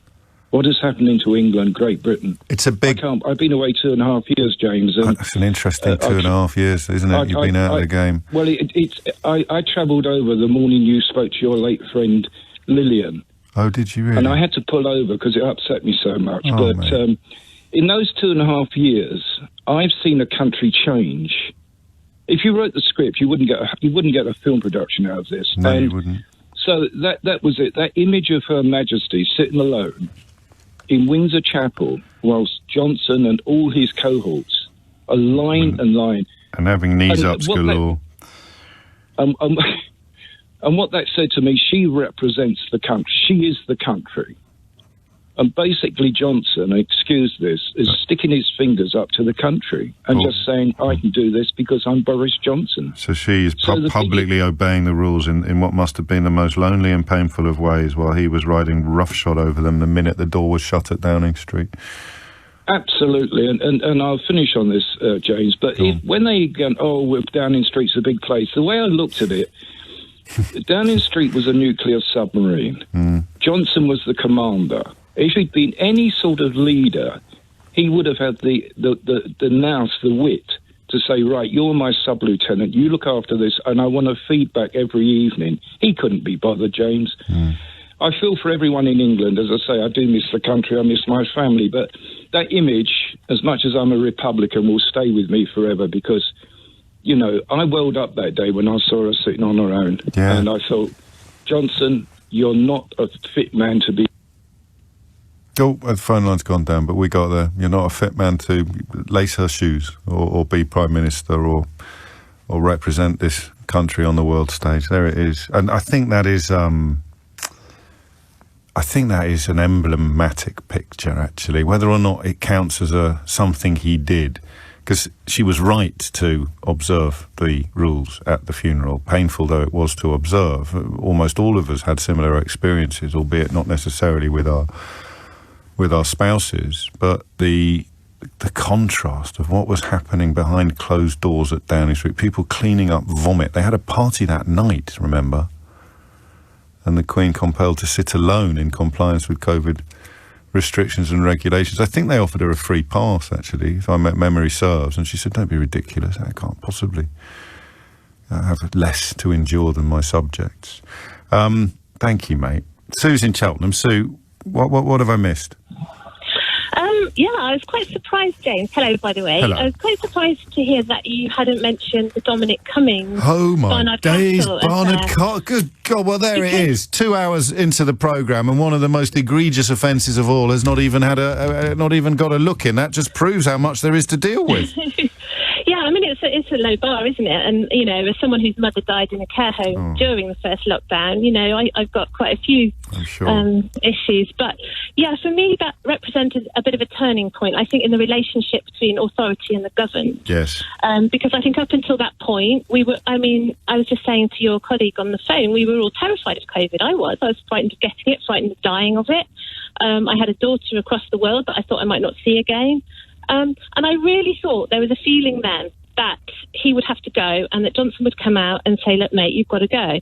I know that all my friends, even the ones who kind of sympathetic towards the Tories, thought, well, OK, that's going to happen. And we all watched that farcical thing in the Rose Garden thinking, OK, sometime now he's going to say, look, I fall on my sword. Yeah. And I think there was just such disbelief after that. And well, among us... It did change things. changed that power dynamic, and I think now we've got used to all of that lying and that covering up for lies. And you see the colleagues and indeed the client journalists watching that and thinking... I mean, where's the fourth estate in this? I agree. Well, I am doing my best, Sue. Give us a break. Yeah, okay, but you and Channel 4 on your own, basically, isn't it? No one else. Plenty of my colleagues here are doing brilliant work as well. And Eddie has done a great... Don't make me make a list now, because then everyone will point out who's not on it. Okay, I'll get into trouble. I'll have to find a new chair at the Christmas party. Well, we're watching that in the Rose Garden with a sense of horror, and yet people like Liz Truss are watching it as if it were a tutorial. Well, yes, because now it's set a precedent, hasn't it? And everyone thought, God, if I stay loyal to him, he will let me get away with murder. Literal murder. Maybe literal murder, but not necessarily literal murder. But you think about what other members of that government have done subsequently. You know, you can be a bully, I'll look after you, but then the Barnard Castle, you can look down the barrel of a camera lens and lie through your teeth, and everyone knows you're lying. All you've done is construct a legally watertight case. They can't prove that you're lying. Anyway, I can't prove what's in your mind. That's it. That's the defence. Oh, yes, I was driving. I was breaking the rules, but I was doing it because... What was it again? I was worried about my eyesight. His child. I think his child. I was worried about his eyesight. Oh, that day was his child. Yeah, but the trip to Durham. The original trip was... Yeah, you're right. No, you're right. That, do you know... It's not huge, but to me, that was the kind of pivotal moment. It was a watershed. After that, we got used to the lies, and we took them on, and people accepted them. And these are the Trumpian tiptoeings, aren't they? Where you sort of expect everyone's going to join me in being outraged by this, and then you look over there, and I don't know, you open up the Mail or the Sun or whatever it was, and you thought, oh my God, they're going along with it. They're actually going along with it, and that must be what America felt like for most of the time that Donald Trump was in the White House. I can't believe it. People I used to work with, people I know, people I still work, they're going along with it. They're going along with it. Because that was huge. Do you know, it's a late entry, but I think that's a contender for the top spot, actually. If you think about what it combines and what it distills and what it conveys, that could well be a contender. John's in Croydon. John, what would you like to say? Morning. Good afternoon. What I'd like to say is the worst thing he's done is lumbered the whole country with his bloody awful government, excuse the word. I mean, you know... Do you mean the calibre of the cabinet? Well, they're there because they're loyal to him. Nothing to do with their competence at all. If it was, you wouldn't have Nadine Dorry, you wouldn't have Truss as Foreign Secretary, you wouldn't have half of them. You know, he got rid of a huge number of competent people because they disagree with him, and it's down to him. And, you know, they're there because they're loyal to him and not because of their competence. I mean, some of these people thrived under Theresa May. I don't know, oddly... True. I'm not galloping to his defence, but I don't know that we can lay the full responsibility. I mean, Brexit is the reason why our cabinet is populated by idiots, because you could only be in Theresa May or Boris Johnson's cabinet if you were prepared to publicly claim it was a good idea. And that, I think, automatically removed everybody with IQs in double figures. So I don't know if this is... I mean, the Dorries thing, I can't imagine, but there's talk that Truss might leave her there, might leave her in culture. That's the only response, John, isn't it? I love that. Such a natural, organic response. You've just got to laugh, mate, haven't you? Yeah. I mean, well, you have, except for the fact that it's making us the laughing stock of the rest of the world. Well, if they can be bothered to have an opinion at all, obviously the fundamental ridiculousness of what we've done to ourselves is there. You're right. No, well, all right. I mean, I'll work it in with that caveat that Theresa May has already put in people like Gavin Williamson in big jobs, so he doesn't bear full responsibility for that. It goes back to Brexit, which, of course, was also very much his baby. Some of the stuff doesn't make the cut, if you're wondering why, because he wasn't Prime Minister when it happened. So the technology lessons with the woman who trousered tens of thousands of pounds of public money to go on trips with him, that doesn't make the cut. In fact, for that reason, Nazanin Zaghari-Ratcliffe, making her plight measurably, infinitely worse than it was already, probably doesn't make the cut either, because he was Foreign Secretary. That means the Lebedev stuff makes, but not the actual... Well, no, because he was Prime Minister when he admitted he'd been at the party, so we can have that. We can leave that one in there. And the whole links to both Lebedevs are at the very least questionable. It's coming up to 12:15. Let's squeeze in Lewis in Putney, one of my star contributors, so this will be good. What have you got? Hi, James. Thank you for the introduction. Don't blow it. Don't blow it, mate. The pressure's on now. Yeah, I know. So my one is going to be when he referred to the civil service as the deep state in Prime Minister's question. Played. Very late in the day, wasn't it, as well, in his premiership? But that is adopting the worst of the sort of QAnon, deliberate, vicious, blatant lies designed to denigrate reality, to denigrate. Well, as we saw in January 6th, how it can effectively, if given enough of a push, it can undermine democracy. So he's watching January the 6th, he's standing up, he's under pressure in the Prime Minister's questions 18 months later, and he thinks, I'll have a bit of that, I'll blame it on the deep state.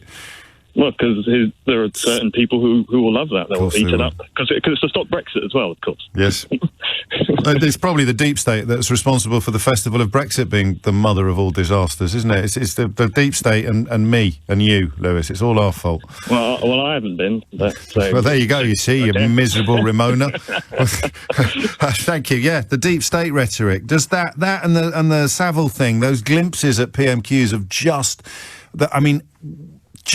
how low he would go, and he would go as low as Trump, I think. I really do. It took me a long time to recognise or admit that. I cling as a patriot to the idea that a British Prime Minister can't be that depraved. But deep state stuff, I mean, that's up there with the paedophile conspiracies in the basement of the pizza restaurant in New York. It's where it comes from. It's where the phrase comes from. Two more quick ones, and then we'll... all right, three more quick. Well, listen, we can't keep making the list. We've got to start arguing about what's the worst thing on it. So I'll tell you what, I'll try and talk a bit less. I know, it never happens. Anthony's in Blackpool. Anthony, what would you like to say? Hello, James. I've been desperate to get on. Let the expletive bodies pile high in the streets. Yeah. For me, personally, I didn't lose anybody during COVID. But irrespective of that, I thought it was just invidious and callous. I just thought it was a disgraceful thing to say. Well, it clearly was. I mean, it objectively was. And I think, sorry, James, I also think it kind of showed his hand. It showed the core of the man.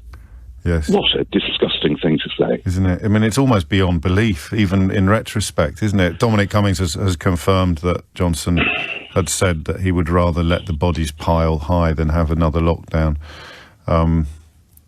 I don't know what to say, actually. I mean, it also kind of reflects that he was forever playing towards the ERG group, the ERG right-wing entities, who, of course, were so opposed to lockdown. You've talked about them talking about face masks as being nappies or whatever, and blatantly not wearing them in Parliament. Just these weirdos. That's all they are, isn't it? But, James, wasn't that damn disgusting? Well, I mean, completely and clearly, and yet more evidence or yet more grist to the mill of how people can continue to... People whose bodies he was talking about, potentially, continue to think that he's somehow their man. Let the bodies pile high, we love him. But he was prepared to... Yeah, it doesn't matter, we love him. Yeah, you're on the list. And I mean, what's incredible is it's 12:20.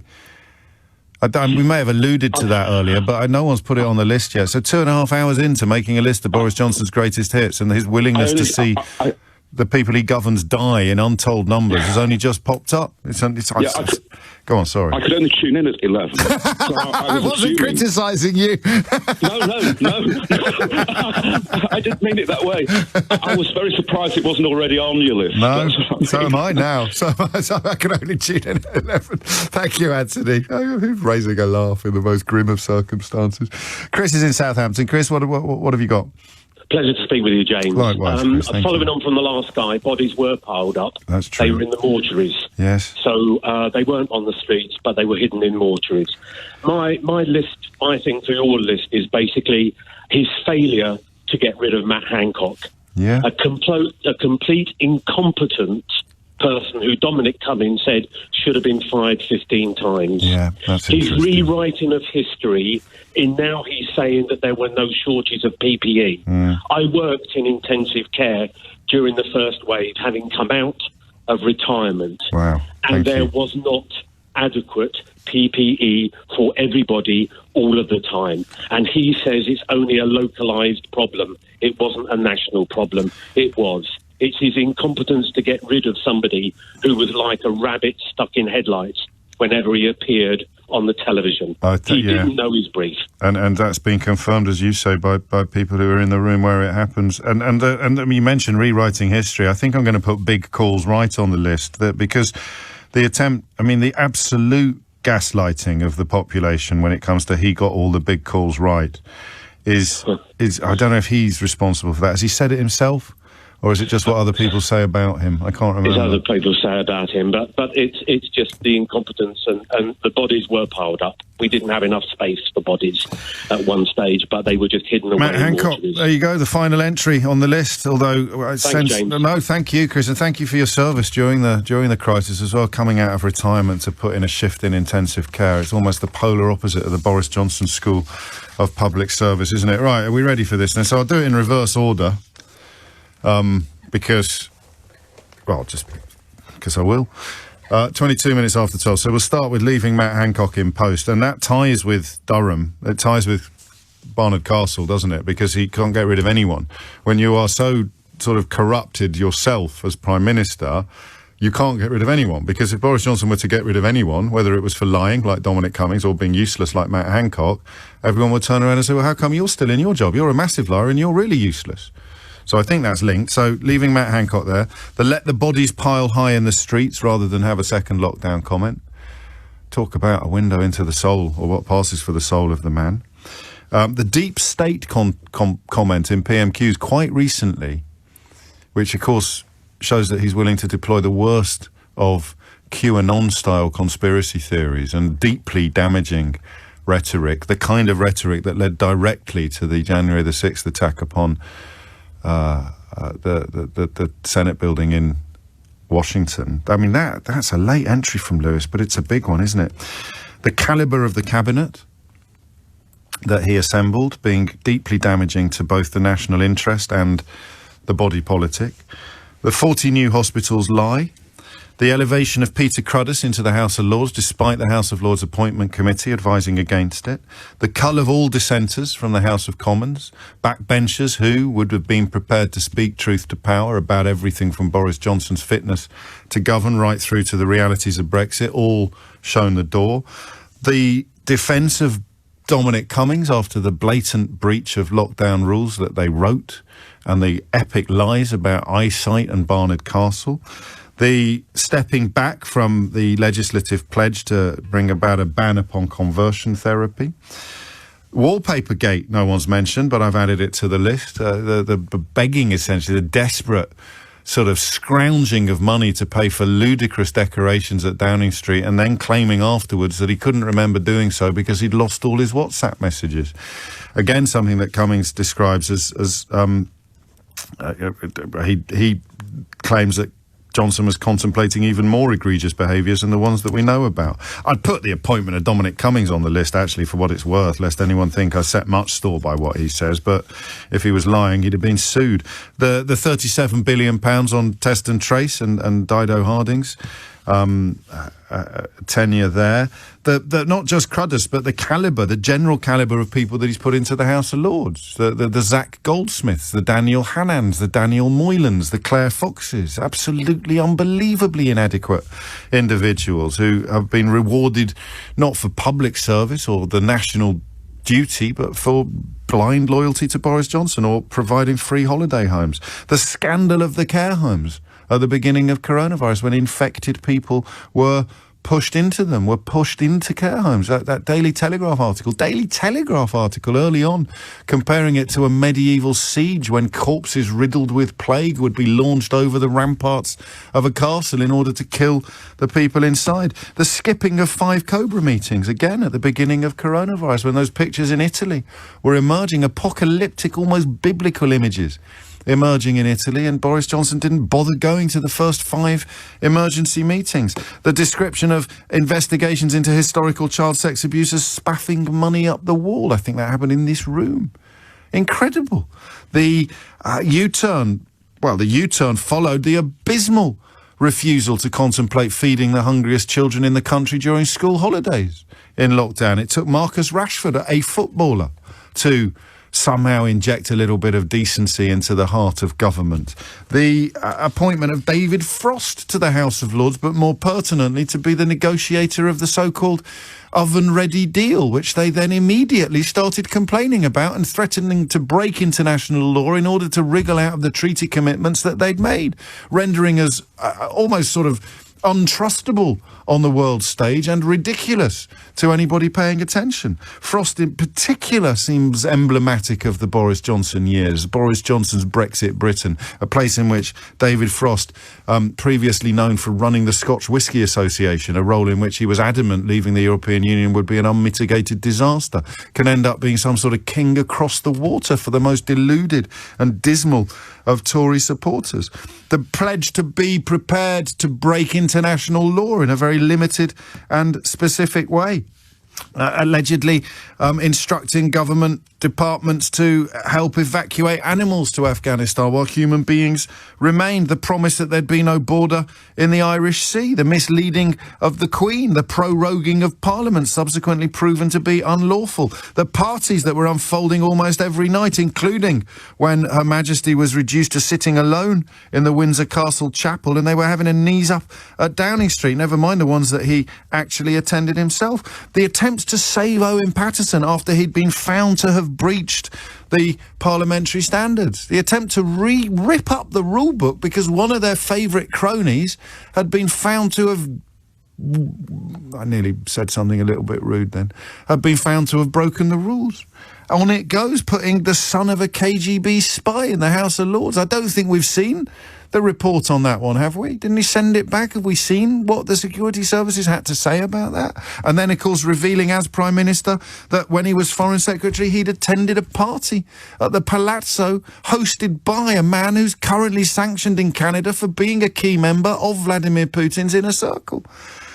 Using a lie put out by far-right social media vampires about Keir Starmer and Jimmy Savile when Keir Starmer was Director of Public Prosecutions. Not just doing it, but doing it in Parliament, in the House of Commons. No depth unplumbed.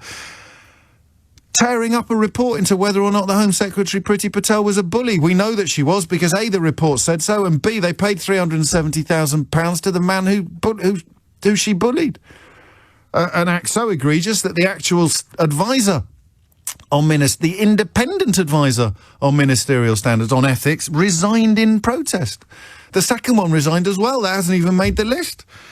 Oh, boy. And then the shaking of hands with COVID patients, boasting about shaking of hands with COVID patients when his only job was to convey to the population of these islands that we had to be absolutely unprecedentedly careful about human contact in the earliest days of the coronavirus. That's your list. And then you've got the overviews, the big pictures, the step back, the breaking of trust, the corrupting of objective reality, the heartbreaking revelation that this is a country in which the worst kind of politicians can thrive. And that's not over, because I've said it before and I'll say it again, when the rest of us have been reeling with disgust and horror at what this man has done to our democracy, to our country and to our politics, Liz Truss has been taking notes. Right, there was a purpose to that list. I was exhausted by the time I got to I can't do it again. No, I won't. I can't do it again. Honestly, I've told you how exhausting this job. Don't go there again. I can't help myself sometimes. I've told you how exhausting this job is. You didn't listen last time. Yeah, I'm absolutely knackered now. The reason I read you that list, everything from Owen Paterson to the cull of the dissenters to the elevation of Peter Cruddas to the betrayal of care homes to the absence from Cobra meetings to the persistent employment of Matt Hancock as health secretary to the let the bodies pile high in the streets to the misleading of the Queen to the proliferation of parties to the bulldozer comment. I want to know which one, honestly, you think is the worst. Out of all of that, what's the worst thing he did? 0345 6060 973. That is some list. And we've almost certainly missed a couple of things off it, if not more. But it's fairly comprehensive. I think we can all agree. What's the worst thing on it for you? Hand on heart. And if you've never rung me before, I'd love to know, actually, the one that's just got you right in the feels. I'll try and pick one. Simon Martz is with us after 12:45 to talk us through latest events in America, but I'll try and come... At the moment, I would struggle. So I'll probably just listen to a few of your suggestions and then nick the best one. Asghar is in Ilford. Asghar, what would you like to say? Good morning, James. Hello. I'm not much of a royalist, to be honest with you, but I think the picture of the Queen sitting there on her own, I think that defines what happened in this country, is the fact that Bozo and his crew were having the parties, and even on the evening of his funeral, and you know, it was like carrying up the Khyber, really, wasn't it? I listen, it's an early one, and I'm going to try and rattle through as many suggestions as I possibly can on this, so I won't detain you unduly. But can we really lay the responsibility for this at his feet? It's not something he did knowingly. She was right to obey the rules. The particular parties that were going on that night, I don't think he attended, albeit that they were happening in his house. I think he might have been somewhere else. So although it's the most powerful... He what? He said he knew nothing about the parties or anything happening in his own house. Yeah, he did. But And it's Parliament. Yeah, he did, but that's a different offence. It's the picture of the Queen is incredibly powerful, I grant you, but it doesn't... It's not his... It's not. It doesn't quite work as an event. She had to do what? It's the time of the time this country was going through. No, I know, but that's what she did. The right thing. No one's disputing that. Yeah. Okay, let's put it the other way around. Go on then. The Duke of Edinburgh passes away. The Queen opens her house, and all dignitaries start swanning into Westminster Abbey. How would that have looked at that particular point? One rule for one and one rule for another? No, I mean, listen, you're absolutely right to be outraged. I'm not suggesting for a minute that this isn't indefensible conduct, but I don't know that we can lay that juxtaposition of the picture of the Queen and the party that was going on in Downing Street at the time as a single event. So I put parties on the list. The worst thing was the parties and the lies about the parties and the fact that the Queen was sitting alone in West Windsor Chapel when another party was unfolding. I think you can have that sort of triple whammy, but I don't think you can just have the Queen being reduced to such circumstances as an action of Boris Johnson's. I hope that makes sense. I think it does. 12:36 is the time. You're listening to James O'Brien on LBC, where we're just trying to work out what the worst thing is. Stephen's in Fairford. Stephen, what do you reckon? James, I think what he's done with Northern Ireland is probably the most dangerous and terrible thing he's done. It risks peace in that country. All the other things are absolutely disgusting, but I think that is the most dangerous. Yeah, and for what? For what? Absolutely. Just to get his ludicrous so-called oven-ready deal over the line while lying about what it was going to involve and what it was going to do. Yeah, I mean, Northern Ireland it's again... It's the thing that horrifies me most. Yeah, because that's one of the great known unknowns that he leaves for the rest of the country to wrestle with moving forward, and that is far from over. And that's the threat of violence in Ireland, never mind the threat to our allies in Europe and what breaching the terms of the protocol would mean. Thank you, Stephen. Northern Ireland, it's a contender, isn't it? The parties, oh boy. Andrew's in Streatham. Andrew, what do you think? I think the deep state comment in Parliament was the very worst.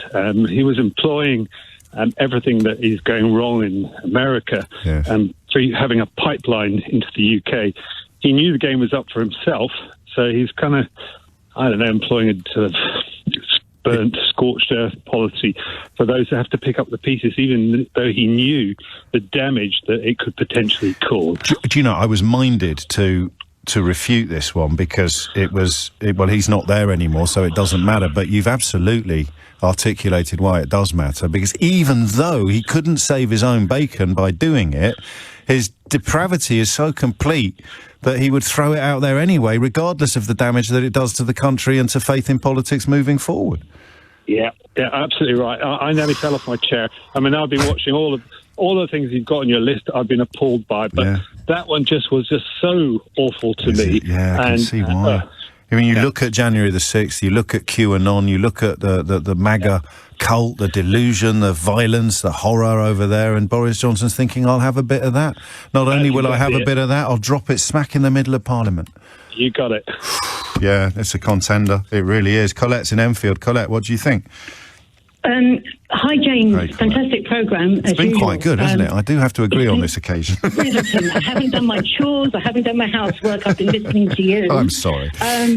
So, for me, it's the Rose Garden. Yeah. Because it was the Rose Garden which showed the contempt, the utter contempt that he held you and I. Yeah. And we waited for 20 minutes. We had a Downing Street official in the Rose Garden, not an elected politician, telling us this fantastic tale that he tested his eyes with his baby in the back of the car. And it left me, I remember at the time thinking, who is running this government? And for me, it set the scene of what was to come, which was adults coming out to defend the indefensible. Yeah. And for me, it set the tone of his entire premiership. Something broke that day. Something really broke that. If, despite our suspicions and our fears and our problems, something broke that day because it was, we will lie to you, and we know that we're lying. We know that you know that we're lying, but we're going to do it anyway, and we're going to get away with it. It was the Rose Garden. Yeah. It was the Rose Garden. It sounds like you're playing Cluedo. No, because I remember the last event we had in the Rose Garden was Cameron and... Clegg. Clegg? Yeah. You know, that romance coming out in the Rose Garden, followed up by this. It is incredible, isn't it? So if this were a game of Cluedo, it would be the advisor with the microphone in the Rose Garden. Yes. Guilty. 12:40 is the time. Candy's in Thanet. Candy, what would you like to say? Hello there. Hello, I'd like to mention his total dereliction of his duty towards the NHS during his tenure. I don't know if you remember, back a couple of years ago when everybody at 8 o'clock on a Thursday came out and were clapping the NHS. And what he's done, we sort of expected that we might be rewarded, that we might be valued, because I'm a nurse in the NHS. Oh. And what he proposed after all that was a 1% pay rise, which, when the clapping stopped, the slapping began. You're a poet, Candy. Thank you. You're very welcome. I mean, I don't want to gloss over it, actually. I want to take a moment to reflect upon that. Because at the time it felt quite special, the clapping. From my end, it did, and from your end, it would have felt even better. But then, actually, following up the gestures with substance was not even on the agenda, was it, for him? It was... His behaviour is totally abhorrent. He's lied about so many things. They've got new figures out, I think, yesterday or today, which shows how badly the NHS can't recruit. They can't retain staff. We're going to go straight in on that on Monday, by the way, because I think that whether it's deliberate or not, Priti Patel commissions a report that miraculously delivers exactly the conclusions that Priti Patel would want it to deliver, and Boris Johnson does the same, apparently with some legal advice, and none of us are talking about the NHS. I'll be all over that on Monday, but yes. Thanks. Well, get some doctors and nurses on, because they will tell you from the grassroots, shop floor workers on the NHS, what it's like and why it just can't continue as it is. We've got cancer patients who can't get treatment, who can't get a diagnosis, and they're dying unnecessarily. And what this man has done to the NHS and to the patients, to the people, to doctors, to nurses, physios, OTs, he's just a spiteful, nasty piece of work. Next time you come on, Candy, I want you to say what you mean, all right? Not beat around the bush and sit on the fence like this. I didn't swear, did I? No, you did very well. I thought you were about to, just for 1 second. I think Keith was worried as well. Thank you, and thank you for everything you do. Oh, man. Rob's in Nebworth. Rob, what do you reckon? Hello there, James. First-time caller, long-time listener. Welcome. Thank you. Yes, it's connected with... I actually just caught the last 40 minutes. I've been somewhere else, and I couldn't believe you didn't have the cronyism, but I guess it's connected with the Dido Harding 37 billion. Yeah, also, it's not, I mean, he didn't directly sign these deals himself, whereas he did directly put Dido Harding in charge and give her all that cash. Yeah, but I think what he did do was he gave the green light for that 25% standard commission. You know, we saw a pandemic, they saw an opportunity, and it really sickens me, the amount of money, our money, that's gone to people who don't deserve it. You know, there was a Tory councillor in Chelmsford, I think it was, who bought himself a new £1.5 million house. There was Michelle Moan, who made... Careful. Her and her husband made £72 million profit on £48 million worth of PPE that didn't work. we had to pay to get rid of it. I think that's what sticks in my craw, is that money that we're all desperate for now has made these people rich. It's life-changing thing. They're not even talking about it, and the Daily Mail's having kittens about a few quid being spent on diversity lessons in a hospital. I may need to double-check what you just said about the people that you named. I'm fairly confident I remember the details are the same as you do, but we may just need to cross the T's on that one. Thank you, Rob.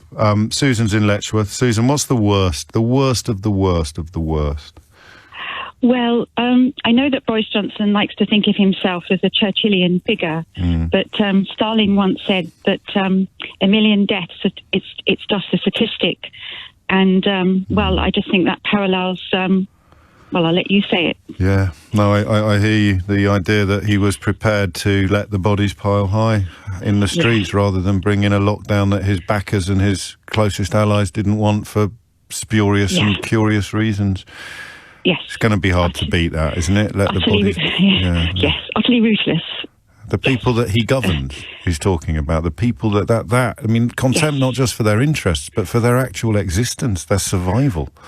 Yes, shocking, yeah. Thank you, Susan. All right, okay. And take care. I don't know whether it's just because it feels like a culmination, it feels a bit like a conclusion, but I do wonder whether that is the worst of all. Let the bodies pile high in the streets. Boris Johnson.